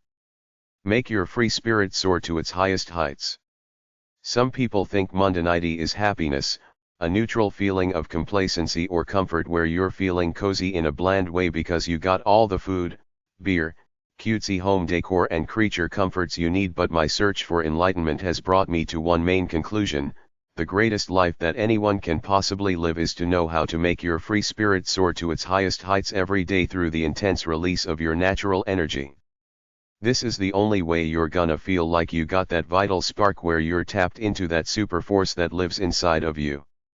You keep feeling anywhere from good to great by constantly riding your life to release your free spirit in all the ways you deem worthy to match or exceed the inherent standard you have inside of the person you want to be. It's the only fountain of youth that works. Run with your life like it's a great ride of intensity, inspiration, beauty, sensuality, and love. If you can figure out what natural tendencies you were born with and release that energy every day to the point where you feel strong, euphoric, and free, you'll always feel good and inspired about your life. If you can figure out how to earn a living from it, you'll never work another day in your life. Your biography becomes your biology. Some pale-looking, overweight introverted nerd just ain't got it goin' on regardless of how many degrees he or she has or how many articles they published. Your vitality or lack of it determines how much you got your life figured out. All you really own is the natural energy in your soul. Will you unleash the spark that holds your potential joy for your life? Everything else that the world is trying to sell you or indoctrinate you with is somebody else's sales pitch or delusion next to this. Some people have natural joy, but most people don't because they're both too weak to create it for themselves and they've been massively brainwashed, even though many don't realize it. Most people sense that there is something missing in their lives and try to deal with it by buying into society's delusions like material things, new age ideas, pop culture entertainment, booze, drugs, junk food, fashion, image, and other capitalist pleasures. They think these things will fill them up, but they can't, because the issue is always one of spirit, not the sensual pleasures. The sensual pleasures are a great part of life, but only after you've honored your spirit for the day. If you haven't, the sense pleasures by themselves eventually leave you feeling empty. They're just momentary, transient thrills that can't compete with a soul that has reverence for itself. You have reverence for yourself if you make the effort to unleash the power within yourself all the time. That's what being an artist of life is. If you want to be noble, be true to who you were born to be. Live as an artist of your life and you'll always be close to the person you were born to be. Don't do it and you will lose yourself little by little until the self-betrayal makes you feel mundane and your body and face show it. The Lost Bohemian. Most people choose the easiest path possible in life, but to aspire to reach the limits of your expression of the human experience is much more noble. Excel in a well-rounded sense. Ancient Greek ideal. I write the great eternal truths that all men live by. Marquis de Sade, literary porn pioneer. What really matters if you don't feel like a strong, vital being getting some highs out of the deal? I go hard and ride my waves of intensity, inspiration, and euphoria until I run out of gas, then enter the harbor for my soul where I take it easy for a little while, then I'm off trying to get those feelings of intensity, inspiration and euphoria again, which is basically the crux of my life, to live for these experiences over and above every illusion the system tried to brainwash me with since I was a kid. Most people who are genuinely compassionate and altruistic are people who are happy with the way they're living their lives, happy with what they do day by day. By constantly releasing your inspired sensual energy, you stay loose and free, it makes you feel good and you want to connect with other people and do positive things with them and for them.